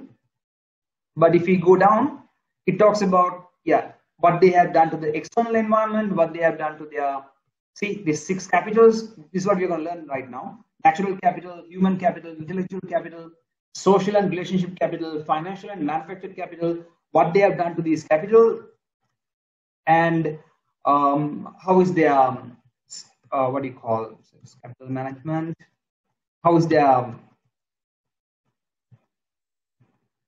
again, for each capital, what they have done, right? And how they are training, how do their people, what they have done to their people, what they have done to their environment, everything they are talking about. Now, who prepared this report? Is this report is prepared by what do you guys think actually? Who prepared this report? You see, this whole report, your financial section is somewhere here down. See, on page number 191 or something only, it's coming out. So who actually prepared this whole report? Any guesses? Is it the engineering department or the HR department or the secretaries? Exactly, the finance department. These are prepared by the finance department. So if you are an accountant of the future, you should be able to prepare the whole annual report, not just the financial statement. Financial statement is day by day losing its importance in the annual report. Nobody reads it. Everybody look at a summary and then they go and look at the other things which are getting reported. You see, the financial statements will give you an indication what has happened in the past. Right? If I want to know what happened last year, I can look at the financial statements and I can find out that. What is happening in the future? What is going to happen in the future? Last year my sales was that much. Last year my profit was this much. Doesn't mean I'm going to get the same sales or profit in the future. Am I right?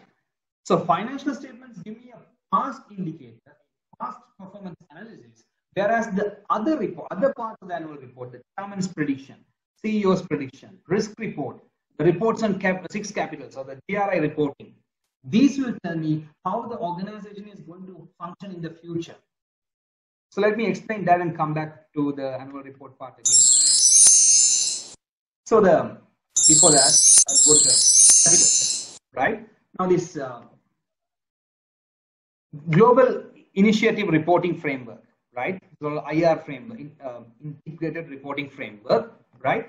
So this is mainly on 6 capitals: financial capital, manufactured capital, intellectual, natural, social, and human capital. Let's take natural capital first. If you are running John Keys or any company, right, how much of natural resources you have in your possession? One minute, there's a question.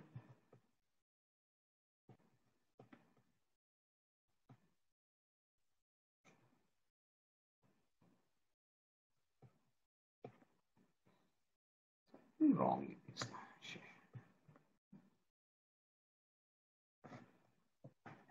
Okay, Rishi, I will just connect from.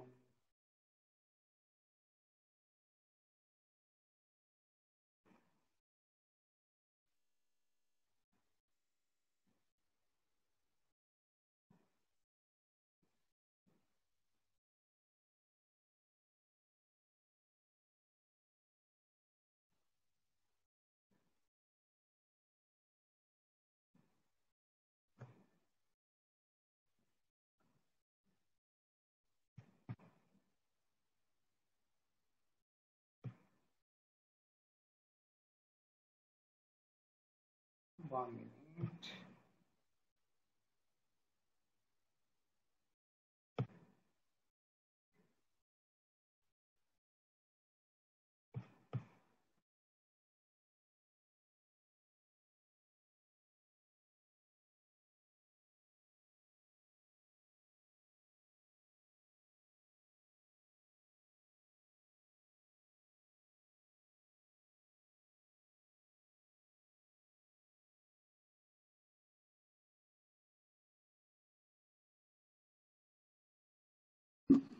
Now is it clear? Can you guys hear me? Rishi, is it better? Okay, fine.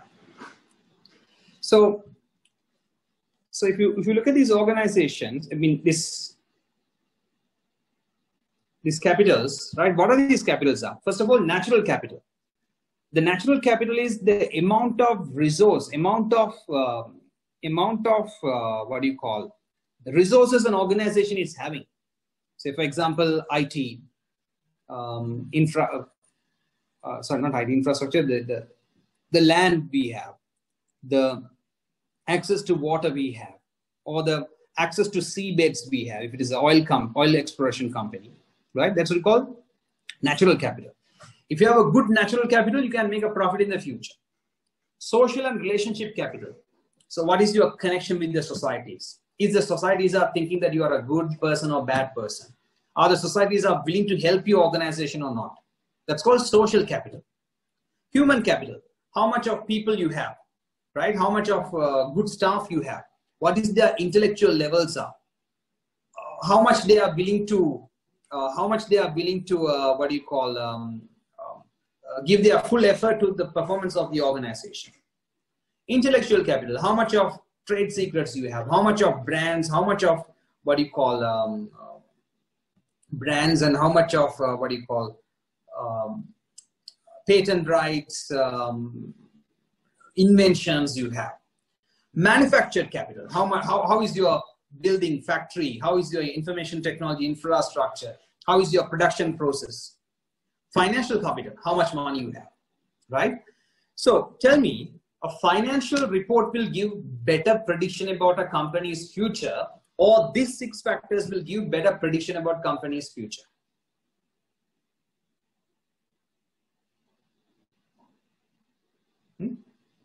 A financial statement will not give anything about company's future. 2018, the company which I worked for made a big profit. We were very happy. And we thought 2019 is going to be a super success story. But 2019, there was an unfortunate Easter bomb attack, and then the problem started, and then the company lost the market share and profitability. Anyhow, the company built it back and came up to March, and we thought, okay, 2020 is going to be a good year. But the COVID-19 problem started, and then again the profitability and everything was gone. So now, based on this, can we predict what is going to happen in 2021? Not sure. We are not sure about it, right? But we have to do a prediction, but we can't be sure what will happen. Like there may be a positive thing. The vaccine might work very well, and everybody, the COVID-19 completely go out of this world, so we go back to normal. Or this becomes back to normal, and we have to survive like this. Or one of the COVID-19 variation becomes much worse, and then it becomes a much bigger problem than whatever we are facing right now. Or maybe there's a different virus attack or something like that, right? So you see, whether I will stand for a future challenge, I can tell by looking at these 6 points. If a company performed very well in terms of these 6 points, I can tell whether the company will survive the challenges or not.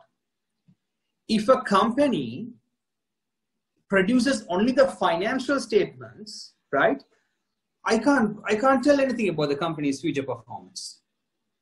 So that's why today the organizations are expected to develop the CSR report, the risk reports based on the Global Integrated Reporting Initiative. They are expected to report all these performance reports for shareholders to take better decision about the company.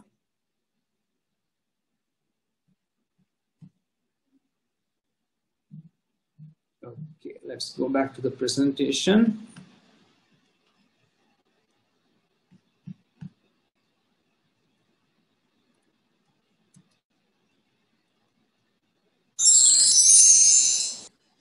So the global, one more point I should tell you guys, the GIR initiative.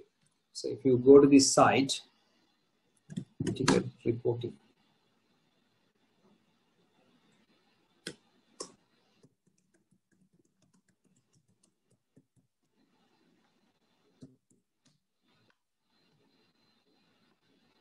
So this is an organization called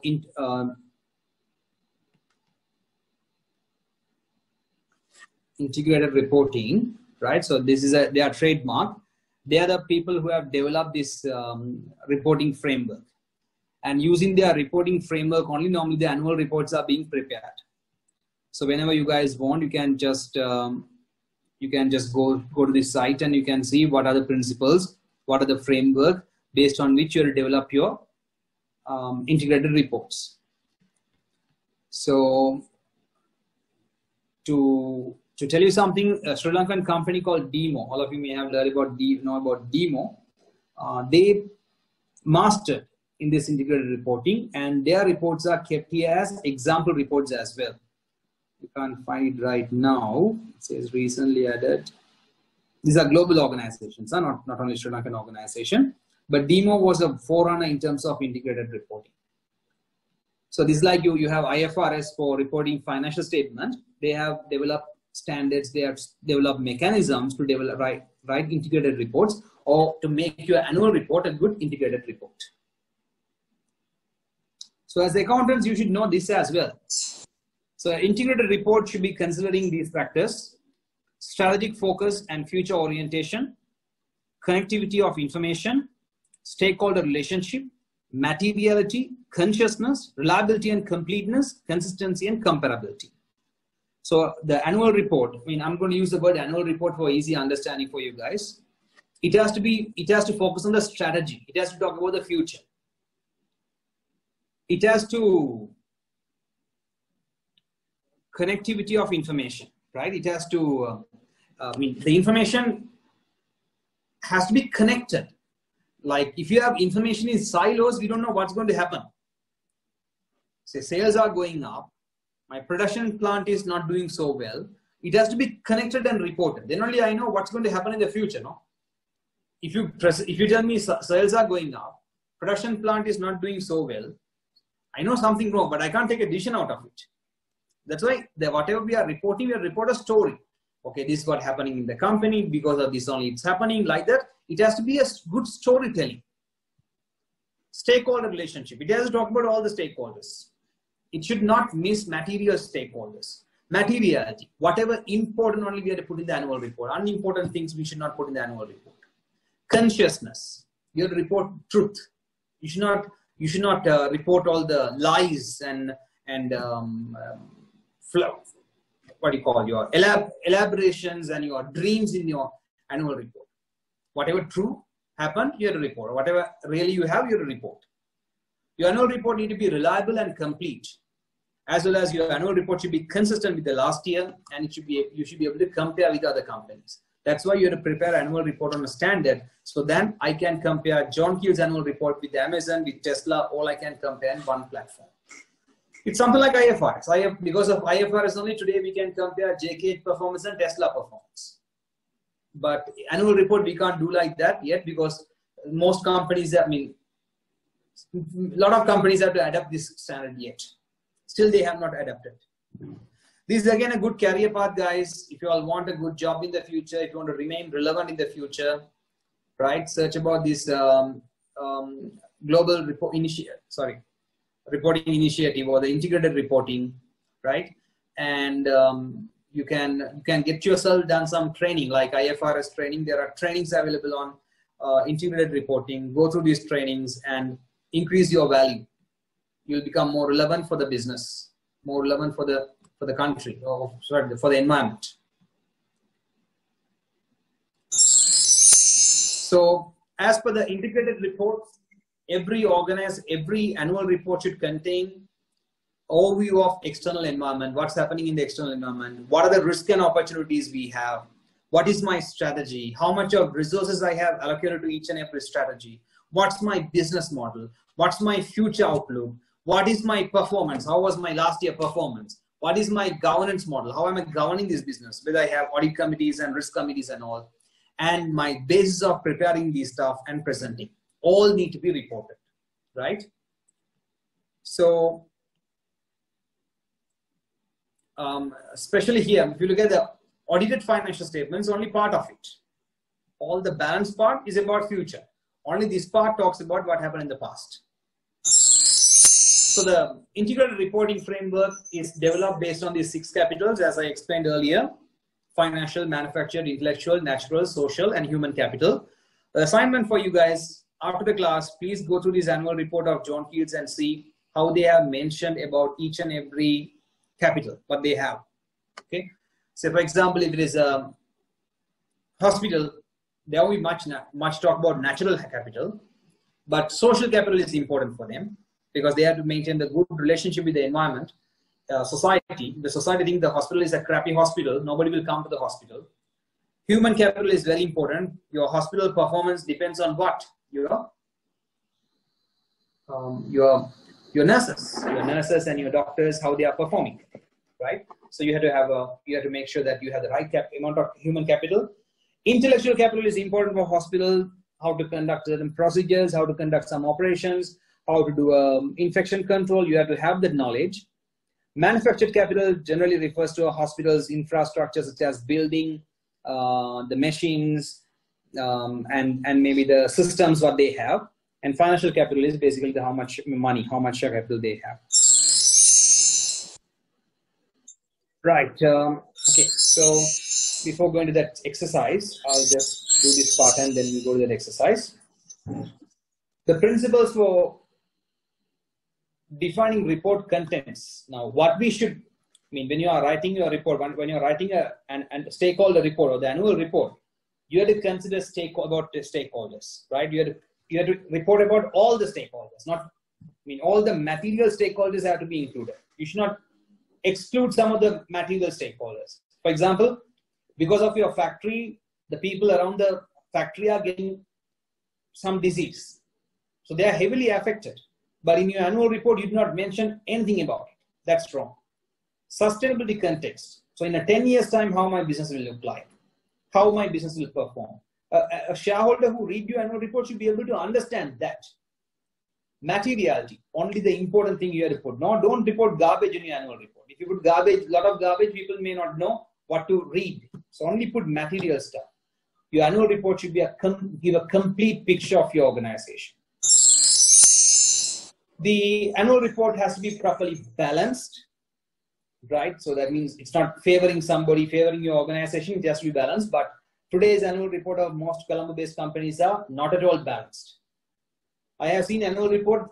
We know that company has so much of problem, but those problems are never reported on those annual reports. Only they paint a good picture.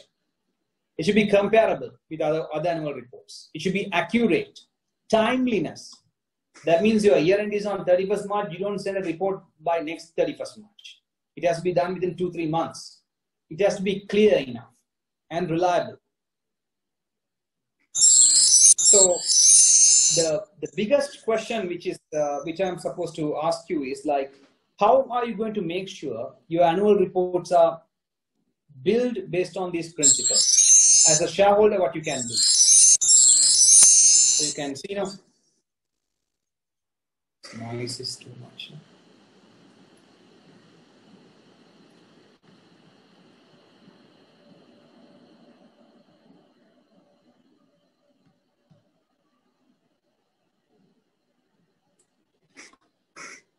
Now, tell me, I need one point. Like, you see, you as a shareholder, you want your annual, you want your company to report the truth.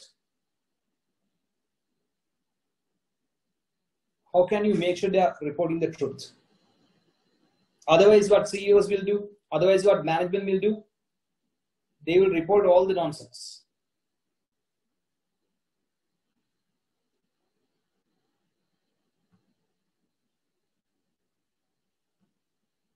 Any suggestions? Please, one person.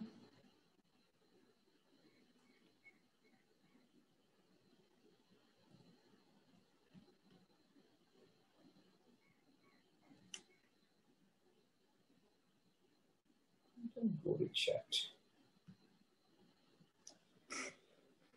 Yes, Malia, you are right. Audit it. Simple as that. Yes, audit it. Not actually using corporate governance or anything like that. No, place KPI, simply audit it, right? So good companies, what they do is they get their annual report also audited by audit firms. Companies like EY, PwC, they provide that service. They come and do the audit on your annual report and they provide an assurance on your annual report. Then of course people know the annual reports are reliable. So that's what actually we should do. Like we have to make sure, but not like financial statements. Auditing financial statements are mandatory, whether you like or not. It has to get audited. But auditing the non-financial, the annual report is not mandatory in any country I know. Right? Maybe there may be new regulations, but as far as I know, I really don't know whether any country is having a mandatory regulation for annual report getting audited. But it's a best practice. It's being followed by many companies. If it spreads as a good practice, then it's actually good for all of us. Right, let's go to the question now. There's a question. Okay, so each of the 6 capitals outlined in the integrated reporting framework suggest appropriate KPI. And I'm going to give you a break now. So do this question. Right, finally we are moving into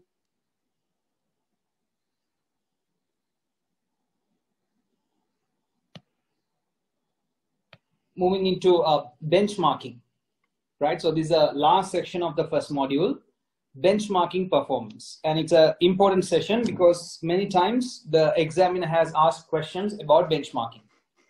So what is benchmarking? Benchmarking is the process of identifying the best practice in relation to the product and the process by which the products are created and delivered. The objective of benchmarking is to understand, evaluate the current position of a business or organization in relation to the best practice and to identify areas and means of performance improvement. So benchmarking, what happens when it comes to benchmarking is you benchmark yourself with one more product.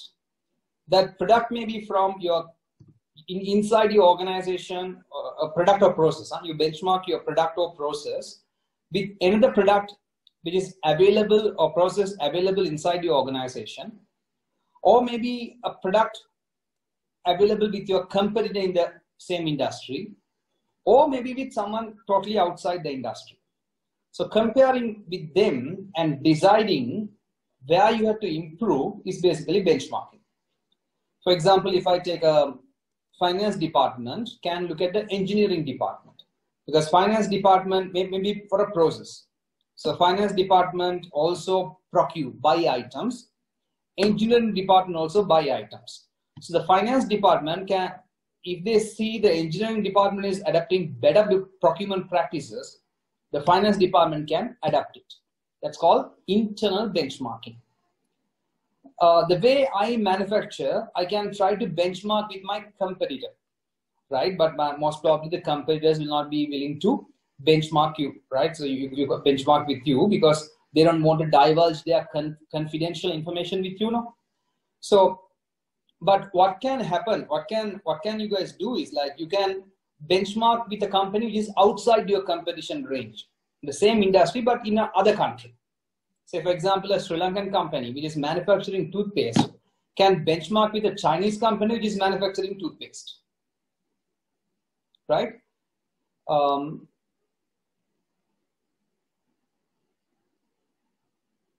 So what we can do is we can benchmark both and see where our gaps are, what are our gaps are, and we can improve ourselves.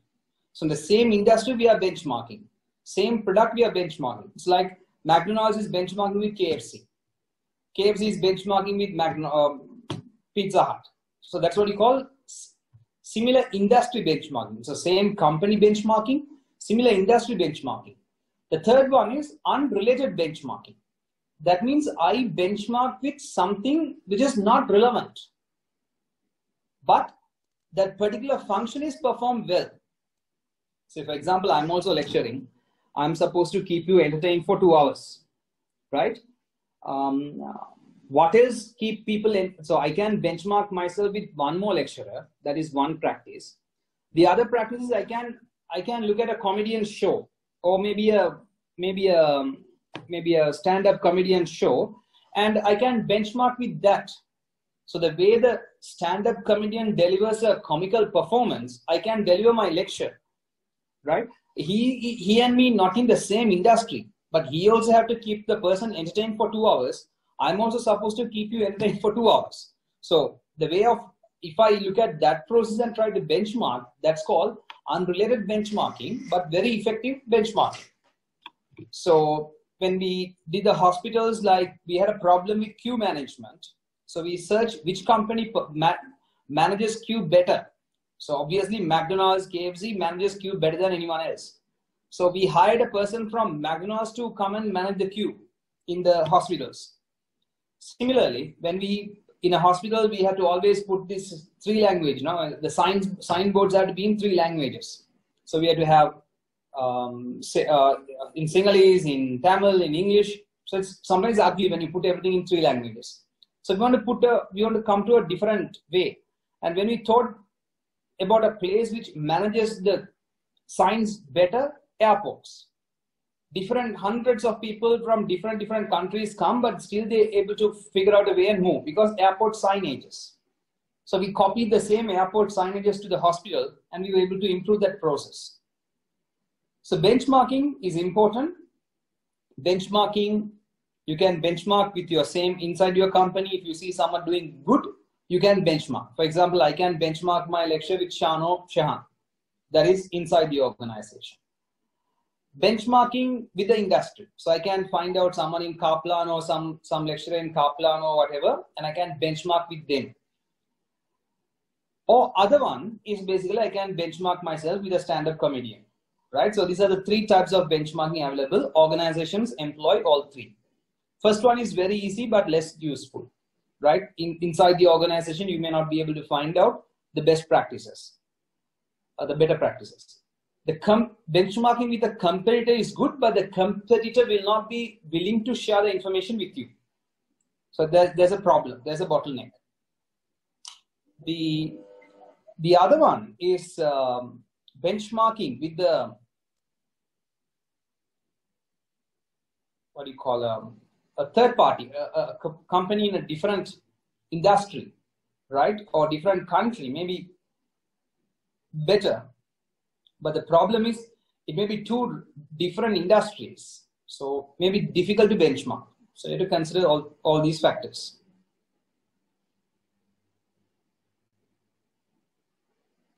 So the three types of benchmarks I mentioned: internal, competitor, process or activity. Inside the organization, with a competitor, with a similar process in some other company which is not a direct competitor. So if you want to benchmark, number one, set objectives and determine which areas or functions to benchmark. So where do you want to benchmark? How do you want to benchmark? What are your targets? What are your goals? So establish that. Identify KPIs and drivers that will be measured during the benchmarking. So what are the KPIs you're going to measure? What are the things? How are you going to determine the benchmarking exercise is successful? Right?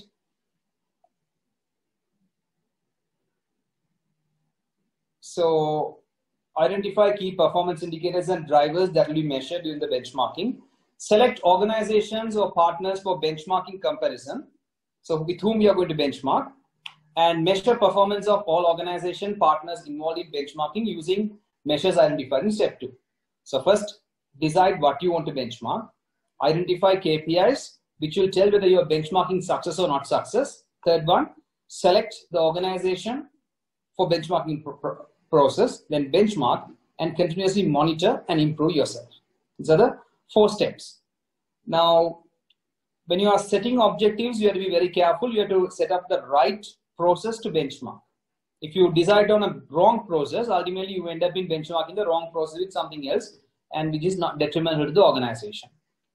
Similarly, you make sure that you have a indicator which will tell whether you are benchmarking success or not success. This is the second part. So this will tell you whether your benchmarking exercise is success or not a success story. We have to decide that. Without deciding this, if we go for a benchmarking process, we may not know whether our benchmarking is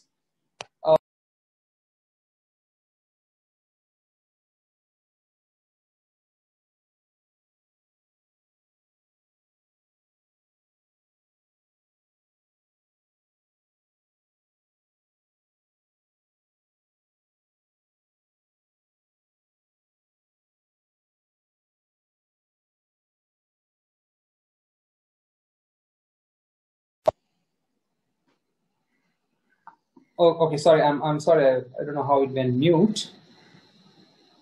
Now you guys can hear me, no? Okay. Which point I left, like step 4, did I explain step 4?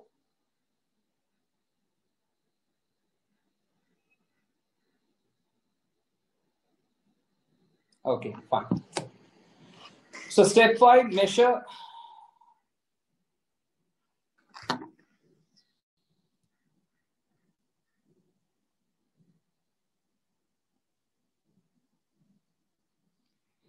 Okay. Step 5, measure on performance and compare to the benchmark and identify gaps in performance. Specify action required to close the gap.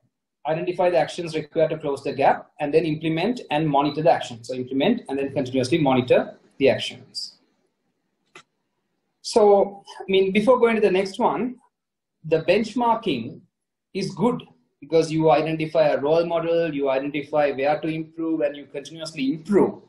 But the biggest problem in benchmarking is, number one, it may be difficult to find the ideal process to benchmark. Number 2, even if you identify an ideal process to benchmark, you may not be able to collect the information. Number 3, even if you have the ideal process to benchmark and even if you got the ideal information, all your benchmarking effort will be only up to that point. You will not go beyond that. So if I see campus A is performing well, and if I benchmark myself with campus A, I will only become campus A. I will never become campus A plus.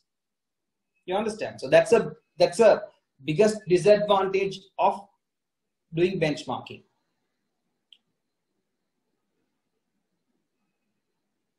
Right. Any questions on benchmarking? Okay, so finally, we will have a look at models used in performance management process.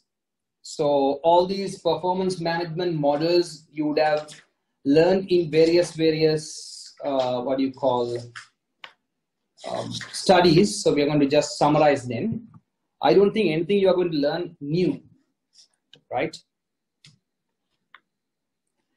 So before going to that models, I'll tell you a brief thing which you please understand. If you want to understand macro environment, you have to do a pestle analysis, right? For example, how is Sri Lanka, how it's going to be, how the future outlook is going to be, what is going to happen to my country, what is going to happen to my environment. If you want to understand the future of your macroeconomic environment, you have to always do a pestle analysis. Then if you want to understand your industry, right? Now, for example, you are in the, let's say you are in the hospital industry, you want to understand, study, analyze about the industry, you have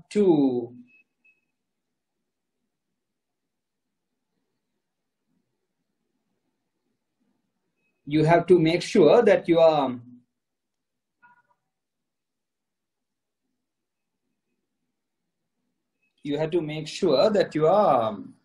no, not Boston Matrix, Porter's five forces.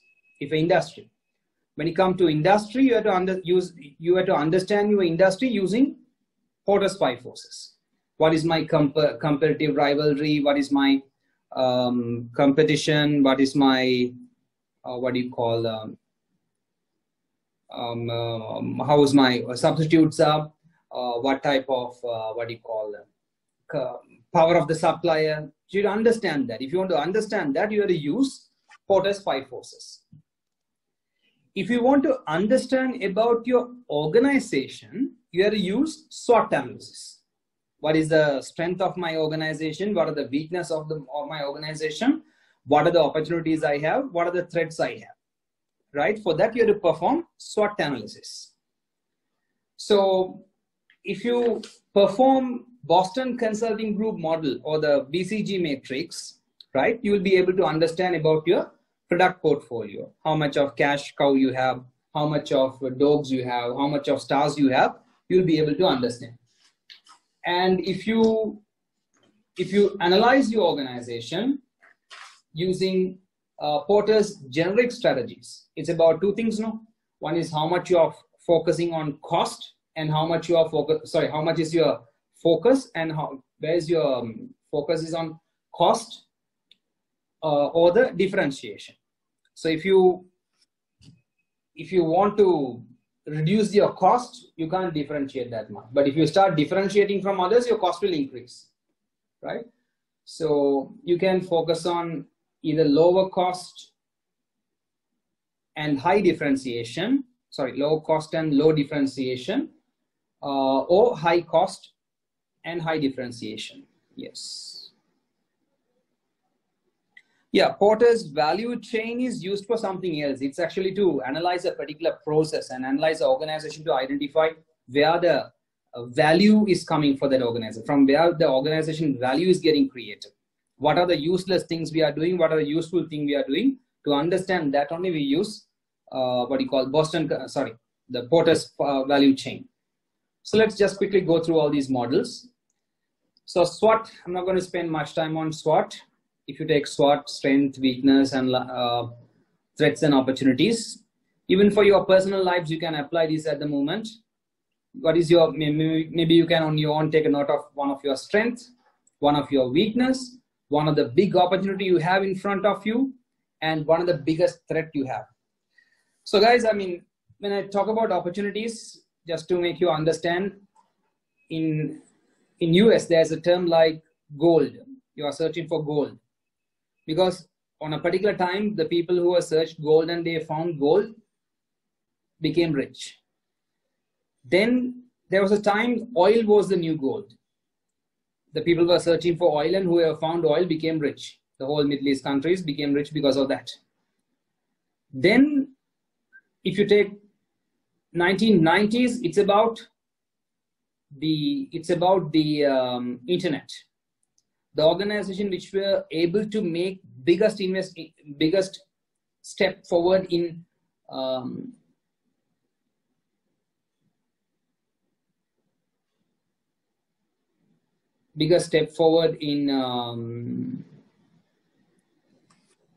investment, right? Biggest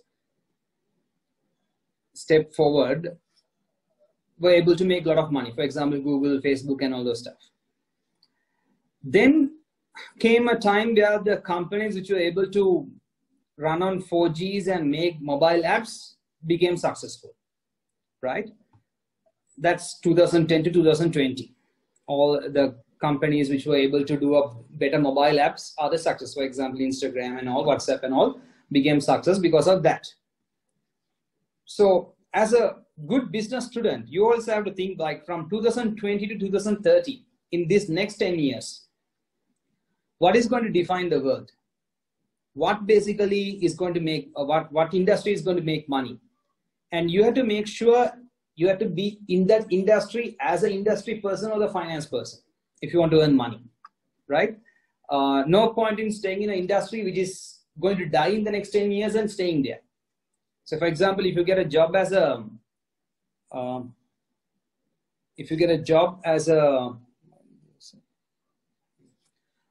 accountant in a, what do you call a typewriter company, right? Maybe not relevant, maybe not, don't accept it. But if you get a job in a company, a company which is developing Bionic Models, then think about it. Maybe you will learn something and you will improve yourself. So next 10 years, it's about now. When I was studying and when I was coming out of business school, my lecturers were telling me, okay, find a good consulting firm or audit firm, find a good company, work for that company, you'll be better off. But today I can't give the same advice to you guys. The world is different. The world is not when I came out, whatever the world is not what you are seeing right now. So you have to look out, and the things are changing. Very difficult to predict. Things are changing super fast because of the population and all. Things are changing really fast. But what you guys have to tell me is like, you have to understand where is the goal next, and make sure that you are focusing on that. That will be a great opportunity for you guys. Then Bcg Matrix. So here we benchmark the organization in terms of market share and the potential market growth. If I have a biggest market share and if I have a high market share and high growth, that's your star, right? So you have to make sure you are remaining in this position. If you have a high market share but low growth, it's your cash cow. It might soon become a dog. So to be very careful. Dog is a company with small market share and no growth or small growth.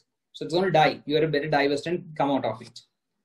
Problem child is a company which is showing good market growth, but no big market share.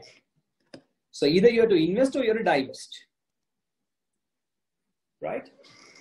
So if I take a place like a product like milk powders, for the Anchor, for example, Anchor main milk powder may be their cash cow. They are the big market share, but there's no market share growth. Their star may be the new bottle milk which they are selling.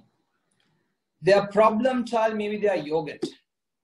There's a good it is a show increasing the market share, but it's not catching the market share that much. There's a high growth. It has a potential to grow, but it's not growing. Dog may be some product which they have discontinued. Maybe a tin milk some sort of a tin milk they used to sell earlier, and they discontinued that. So but a healthy business will have products in all four. It will have cash cow, it will have star, it will have problem child, it has dog. If you have businesses in all four, that means your company is alive. People are thinking, people are innovating, people are building new businesses, people are capturing market. If you have products in all four. If you have only a star or only a cash cow, that's a dying business. Keep that in mind. So Porter's generic strategies, which talk about, again, two dimensions. One is your cost. The other one is the differentiation, right? So if your differentiation is less and your, what do you call, say your differentiation is less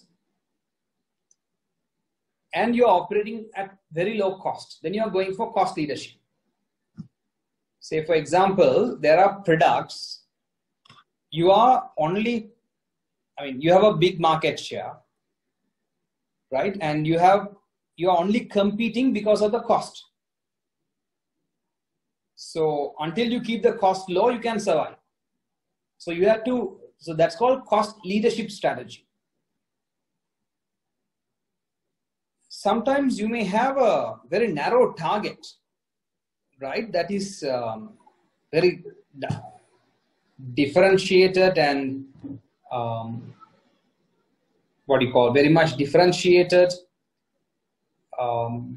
some unique product, but still your cost is low because you have a cost focused strategy there.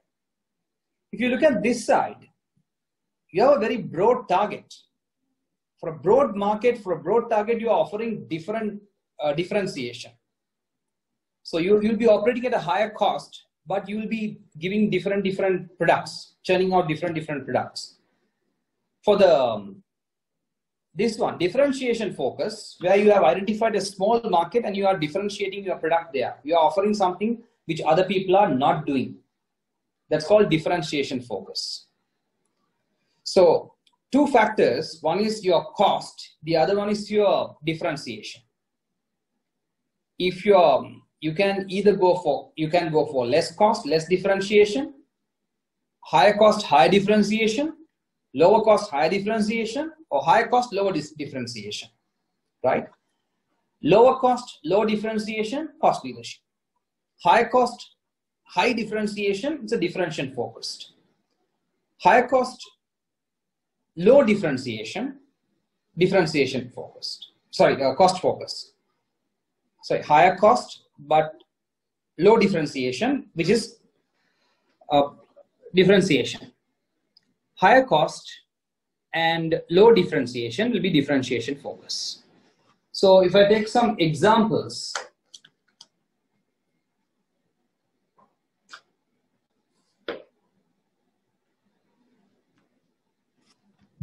so examples, if I take two garment factories in our country, something like Brandix and MAS Holdings.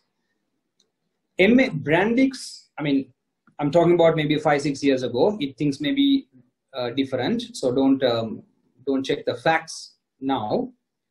Brandix more on cost. So Brandix was focusing on cost reduction always, right? They want to be the highest quality but cheapest possible producer to the buyers. But when it comes to MAS, forget about it. Brandix, things like this, MAS Holdings and a small garment contract manufacturer who is operating from Minwangado or some places, right? So the small manufacturers, always they focus on cost because they manufacture at the cheapest cost possible, right? And they export. But MAS, they also can operate on a cheap cost model, but they didn't go for that. They identified few products and they become masters of them. They differentiate it. For example, sportswear, inner garments. MAs become masters of it. So in the long run, the companies which were focusing on cost leadership, that is the small garment factories, which did not differentiate themselves, they were manufacturing all the garments, whatever available, when the US government and the European Union, when they removed their tariffs, the special reliefs which they gave to Sri Lanka, those companies went bankrupt. But MAs, which focused on a particular market share without bothering too much about the cost, right? They were able to get they were able to remain in the market, and they were able to build a worldwide business as well because of that. So if you are going to focus on cost leadership, right, you are going to produce anything you have, anything, and you're not going to differentiate yourself. You're going to produce whatever the competitors are producing, and you are going to produce at a cheaper level. That strategy may not live longer, because once your competitors also master your cost reduction mechanism, they're going to cut it below you. But if you become more this side, the differentiation focus, you are offering something your competitors are not offering. It's not there in the market. Only you are producing. And for a competitor to produce like that, he has to learn and invest, and it may be a difficult task for him. Then you are fully focused on full-on differentiation. So the differentiation you can offer for broad target or a narrow target. Right. So this is good to be where your target is narrow, but you are giving a unique product. You can spend more time in fine-tuning your product. This is a dangerous place to be. Right. So that basically ends our discussion on this chapter. The next one is Porter's 5 forces. The Porter's 5 forces tells a company is affected by 5 powers existing in an industry. The 5 powers are rivalry, barriers to entry, supplier power, buyer power, threat of substitutes. Let's start from threat of substitutes. Every product may have a substitute. Now, for example, for a pen, the pencil is a substitute. Car, public transport is a substitute. For the flights, the ship may be a substitute. If the substitute is cheaper and better, your consumers are going to shift from your product to the substitute product. Substitute may not be from your industry, it may be from an irrelevant industry, but catering the same need. Banks today are threatened by mobile organizations. Companies like Dialog, Apple, they are introducing online platforms which can threaten the existence of the bank. They're called substitutes. Earlier, people used to invest in fixed deposit. Now, today, Aisha is investing in Bitcoins. Substitute. A bank would have never thought something like blockchain technology can be a threat to them, and it became a threat. For tea, coffee is substitute.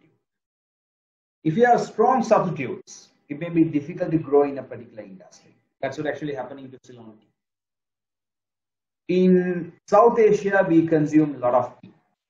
Rest of the world, coffee lovers. Europe, US, everywhere you go, people drink loads of coffee. So the substitute, the coffee is very powerful for our tea to grow. Number 2, buyer's power. So if your consumer is very powerful, that means he has so much of options. He can go and learn he can go and buy from company A, company B, or company C, or company D. See, he has so many options. He has so many substitutes to choose from as well. In that case, the buyer's buying power is very high. So whatever he demands, I will tend to give to him. Because otherwise, he will of course go to my competitor and he will buy from my competitor, or he will buy from the company which is producing the substitute. The supply power. Sometimes suppliers are very, very powerful because they are the only one supply. So my business depends on them. So whatever they say, I have to listen. If I don't listen, I will lose my business. Say, for example, when you are importing pharmaceuticals, right? You import from well-reputed suppliers such as AstraZeneca or Pfizer. These names you would have heard, but there are Sun Pharma, like that. There are so many brands are there. So these brands, these are global brands. So these global brands manufacture and they supply to various countries. So in Sri Lanka, if you are running a pharma distribution company, the suppliers, you have to get the supplies from these organizations. But there's no alternative. Right now, if a doctor prescribes AstraZeneca this particular medicine, people always want that. There's no alternative. And if the AstraZeneca's medicines are really good, then people only want that. So when the supplier knows people are coming for his product, he will become more demanding. He will become more powerful. So you have to listen to him and you have to give all the discounts you want. He asks from you. That's what we call supplier power. In Sri Lanka, we have a few very powerful suppliers. You can't do anything against them. Ceylon Electricity Board, Petroleum Corporation, Lanka Indian Oil Corporation. In some of the industry, a few industries depends on them a lot. So in such situation, those industries have to rely on those suppliers, and whatever the suppliers want become the rules of that industry. Barriers to entry: how much I have to invest to enter a particular industry? If you want me to start a restaurant, it's easy. There's no barrier to entry. I have to just get a certificate from the nearby PHI, and then I have to start cooking, and I can deliver through Uber. So without much work, I can start. I can do. No barrier to entry when it comes to a food or a restaurant business. There's very less barrier. But if I want to start a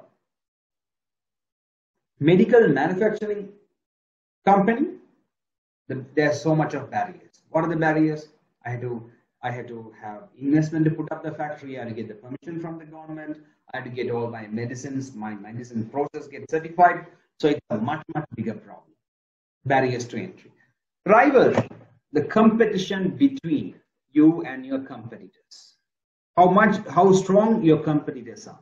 You have very strong competitors in the market. The rivalry is high. There's going to be a price war. You're going to bleed. So that's what we call rivalry.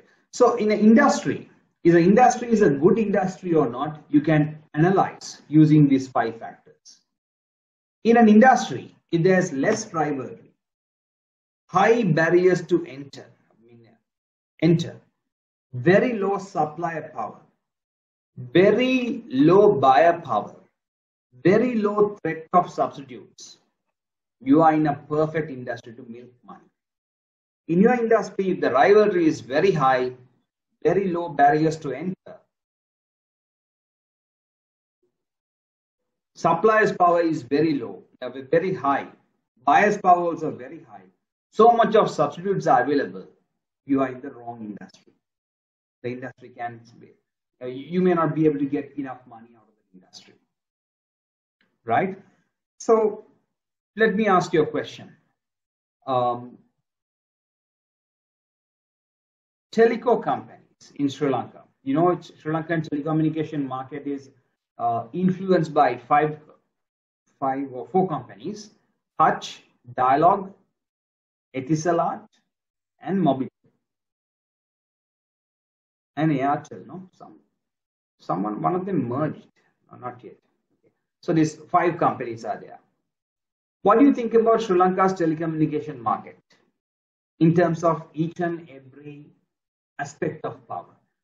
Just quickly type your answer in terms of rivalry, in terms of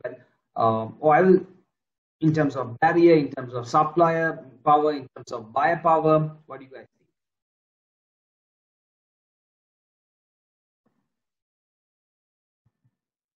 So in the interest of time, I'll just tell you, like, what do you think about rivalry? Heavy rivalry, no? It's a small 20 million population, but we have 5 big players. Rivalry is high. Barriers to entry. Yes, there are a lot of barriers to enter. Telecommunication market, you can't just, it's not like opening up a restaurant. Barriers to entry is high. Rivalry is also high. So barriers to entry is good for an existing player. Supplier power. So who is the supplier for a telecommunication company? Mainly these equipment suppliers and the data what do you call this, software suppliers and all, their power is not much. Buyer power, that's a problem. Buyer has heavy power, good power, buyer can switch. But again, most of the buyers will not switch because in Sri Lanka, we don't have number portability. Number portability means when all of you know my number, right? If I'm using dial-up, why am I not moving to Airtel? I like to move to Airtel, but I'm not moving because there's no number portability. If I move to Airtel, I have to get a new number. Why can't I move to Airtel but still have the same number? I still have my Note 77 number, but I'm not in dial-up network, but I'm in Airtel network. That's called number portability. Number portability is a very common thing in European and US states and Europe. In Sri Lanka, still no. Still, if you move from one network to another network, you will lose your number. So that's where the buyer power is kind of controlled. Threat of substitutes.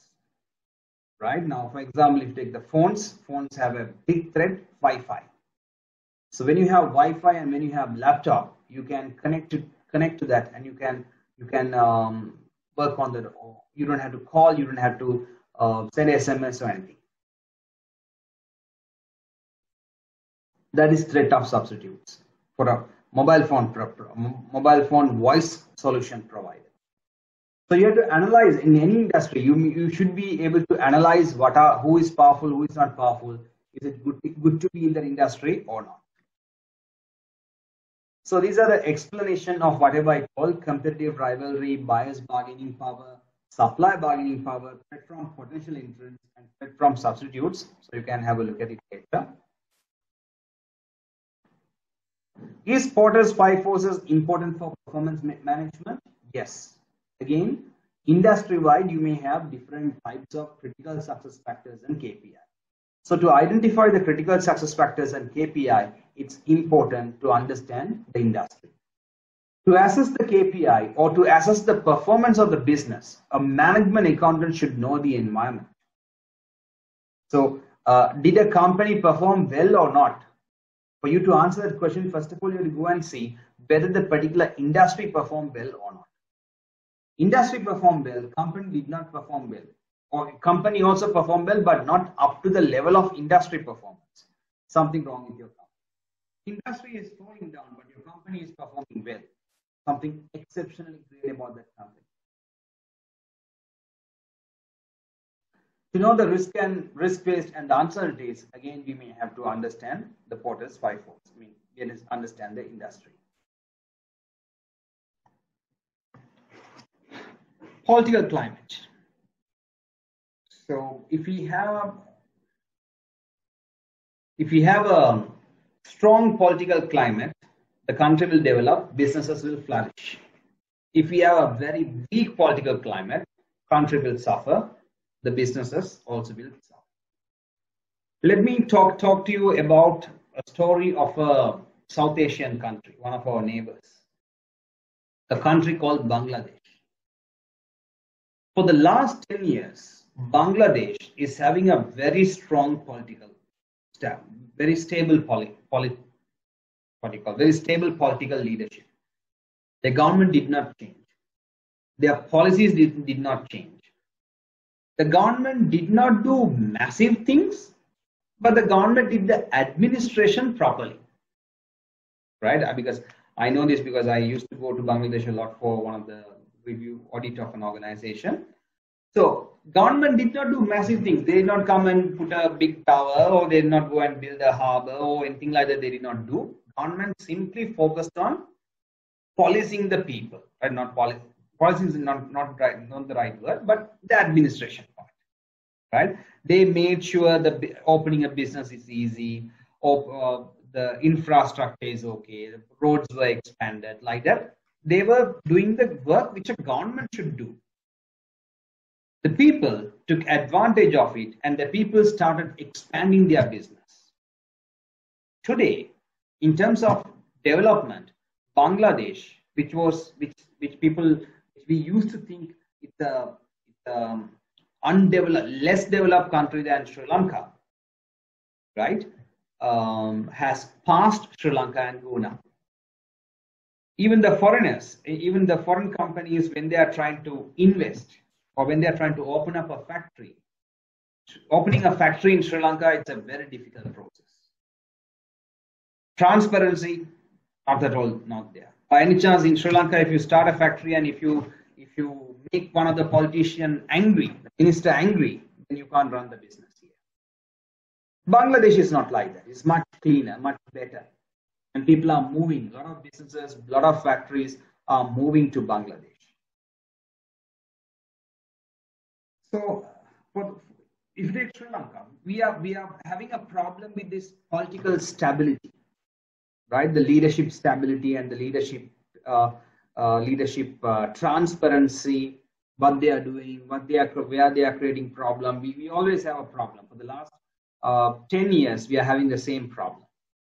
So as a result, day by day, the attractiveness of the country to do a business is becoming less and less. And that's why we see a huge amount of brain drain, people moving. I mean, if I ask a question from you guys, right, there are 7 of you. If I ask a question from you, in which country you will be living in 2030? And most probably most of you would say, I'll be a Canadian, or I'll be an Australian, or I'll be working in Middle East, right? That may be your dream. But very less amount of people say, no, I want to stay in Sri Lanka and I want to develop this country and all, right? So that's mainly because of the wrong political leadership being selected again and again by us, nobody else. You can't blame the politicians. Politicians are good people, right? At least they are running the country. The people who are selecting the wrong politicians are the wrong people. So we see how does a political climate might affect your organization. A government, right? A government or the political policies or government policies might affect capacity expansion, demand, divestment, emerging industries, competition policy, entry barrier, new product adoption. That means if a government want to develop an industry, they will help to develop the capacity. Now, for example, Bangladesh, looking at Bangladesh. Now, Bangladesh earlier it's only famous for what? Floods. And then Bangladesh become famous for garments. And now Bangladesh has become a hub for medical manufacturing. Medicines, a lot of medicines are getting manufactured in Bangladesh. So Sri Lankan government also had a look at that and they thought, okay, fine, that's an area where we also have to improve. So now there are a lot of work going on regarding medical plants capacity expansion. Government has opened up 2 export processing zones, or in the process of opening up 2 export processing zones only to develop medical manufacturing industry. Right? That is, one is in Hambantota, other one somewhere in Kurunagala. They are developing it. So, and they are told, by any chance, if you are starting a medical manufacturing factory, we will give you lots of tax deduction. The government, by policy, by introducing the right policy, they can expand the capacity of an industry. The government can create demand. Do you agree with me? Can a government create demand? Yes.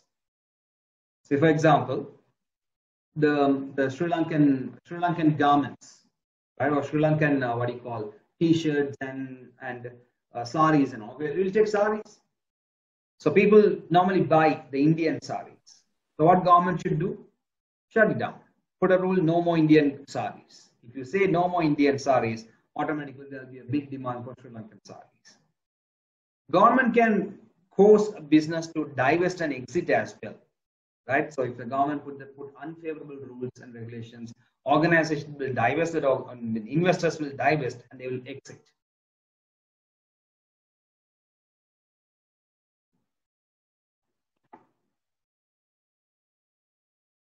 Emerging industries may be controlled by the government.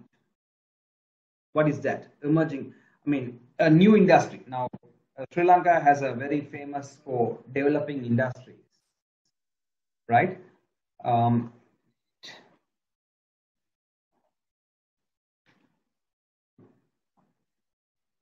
So sometime back, like starting a television company or starting a radio broadcasting organization is not at all possible for a private people. They didn't have enough money.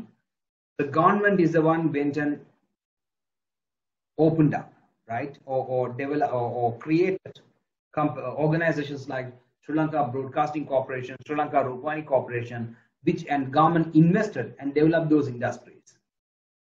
By 1990s, until 1990, only government was playing that role. And from 1990s, they opened the industry. They found the cost of investment has come down. Now the private companies, private people can invest in that industry. So they have opened up the environment. The private people started going and started their channels and their networks. The government can nurture, develop industry. So government can destroy the industry also. Government can establish competition policies. Say, for example, price ceiling. In Sri Lanka, again in Colombo, for hotels, there's a price ceiling. At what rate, if you are running a 4-star or 5-star hotel, at what rate you can sell your room to a consumer or a guest. There's a policy. So otherwise, there'll be a price war between all the hotels, and all the hotels will start bleeding. Government can put entry barriers. They can tell you have to get a license fee, or what, or you have to pay you have to get a license, or you have to get a particular approval in order to start the business. Right? They can put those entry barriers. New product adoption. Government can encourage new product adoption by cutting down, by stopping some of the products entering the market. They can encourage people to use other products. That's what we call new product adoption. So influence. So in this manner, the government can influence an industry. The impact of fiscal policy and monetary policy. So every government has fiscal policy, and monetary policy. Fiscal policy is basically your taxation policy, how the government is going to make money, right? How the government is going to borrow money, how the government is going to spend that money is basically the fiscal policy. The monetary policy. The monetary policy is basically the government's interest rates and the exchange rates, how they are going to control. So by adjusting the fiscal policy and monetary policy, government can affect the businesses. For example, tax we all know. Public borrowing and public spending, we don't have to talk about it because that's not relevant for the business environment, right? But of course, again, if the government push public spending, that means if the government want people to spend more, so if they push public spending, right, and there'll be a lot of consumerism. So a lot of people will be buying from you. If the government start cutting down public spending, then there'll be less money, there'll be less customers. On the other side, monetary policy, government can control money supply by printing more money or not printing. I think last 1st of January, we printed around 1.3 billion Sri Lankan rupee. So by printing money, the government can increase the money supply, which can increase consumerism again. Interest rates, by increasing and reducing the interest rates, government can play with organizations and people. Now, by keeping the interest rates very low in Sri Lanka, government wants you to spend that money. Government don't want you to go and keep that money in the banks. The government wants you to invest in stock markets and businesses. If the government thinks, no, you should not have that, you should give the money to government back or to the bank, then they will increase the interest rate. Now, we are having low interest rate, right? Countries like Japan has negative interest rate. In Japan, they don't pay interest for you to keep money in their banks, because they don't want you to keep money in the banks. They want you to do a business, run a business and make money. They are pushing for it. So if you go and deposit your money in the bank, you have to pay a charge there. You don't get income from that. Exchange rate. Governments can control the exchange rate by pegging. Now, if Sri Lankan rupee is pegged to US dollars, then it won't fluctuate like this. Now, it's like 2 days, the demand and supply is fluctuating our dollar a lot. A few days back, it was 183. Today, it's around 194. People are predicting it will go back to 185. Some people are saying it will go up to 220. Right? So government can float it like what we are doing right now, or they can peg it properly. If they peg it, then there won't be changes. But if you peg it, the danger is what? Your country's reserves. I mean, if you peg it, you have to, anyhow, say for example, dollar has gone up to 210, but you're keeping it 195. Then the difference has to be borne by the government. Then you have to use your country's reserve. Government can reduce or increase availability of credit. How? By increasing the borrowing limit or reducing the borrowing limit. For example, to buy a house, they say you can get a loan up to only 60%. And if they want people to buy more houses, then they can make that 60%, maybe around 80%. You can get loans up to 80% of the house value or 90% of the house value. In US and all, they give loans up to 120% of the house value. So if you're going to buy a house for 10 million, they give you 12 million. Why is that? Because once you buy a house, you have to refurbish it. So for that also they give loan for you. A government's macroeconomic policy also will affect the organization a lot or businesses a lot. Macroeconomic policy will influence the level of aggregate demand and thus activity in the economy as a whole. That means whether we are going for import or whether we are going to manufacture everything inside the country will affect the economy. In turn, it will affect the organization. Macroeconomic policy will influence the cost of the business sector. If the country is allowing imports, then you can source it from the countries which is selling at cheaper prices. If the country is not allowing imports, then you have to always go for a local supplier. He can ask you for a higher price. A government policy can be either supply side policy or the green policy. What is a supply side policy, right? Let's take two countries, Norway and Norway and maybe the current Sri Lanka, like our country. The Norway has green policy. Whatever they do, they want sustainable development, right? Sustainable or green development. What they say is,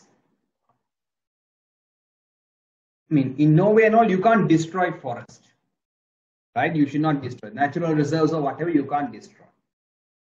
You can't. I mean, that's the first country to ban petrol cars. If you are running a car, it has to be an electric car. And whenever you try to run a business or want to develop a business or industry or whatever, they see that industry can create harm to the environment or not. And only they allow if that industry is not going to create harm to the environment.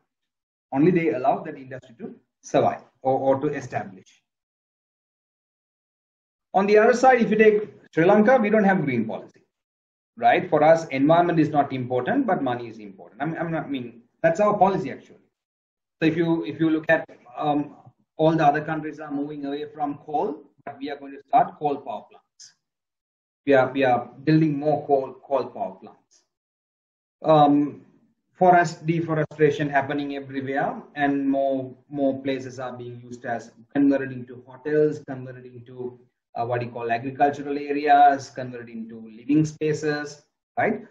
So a country, if it is promoting economic development only, that country's policies are normally cited as supply side policy.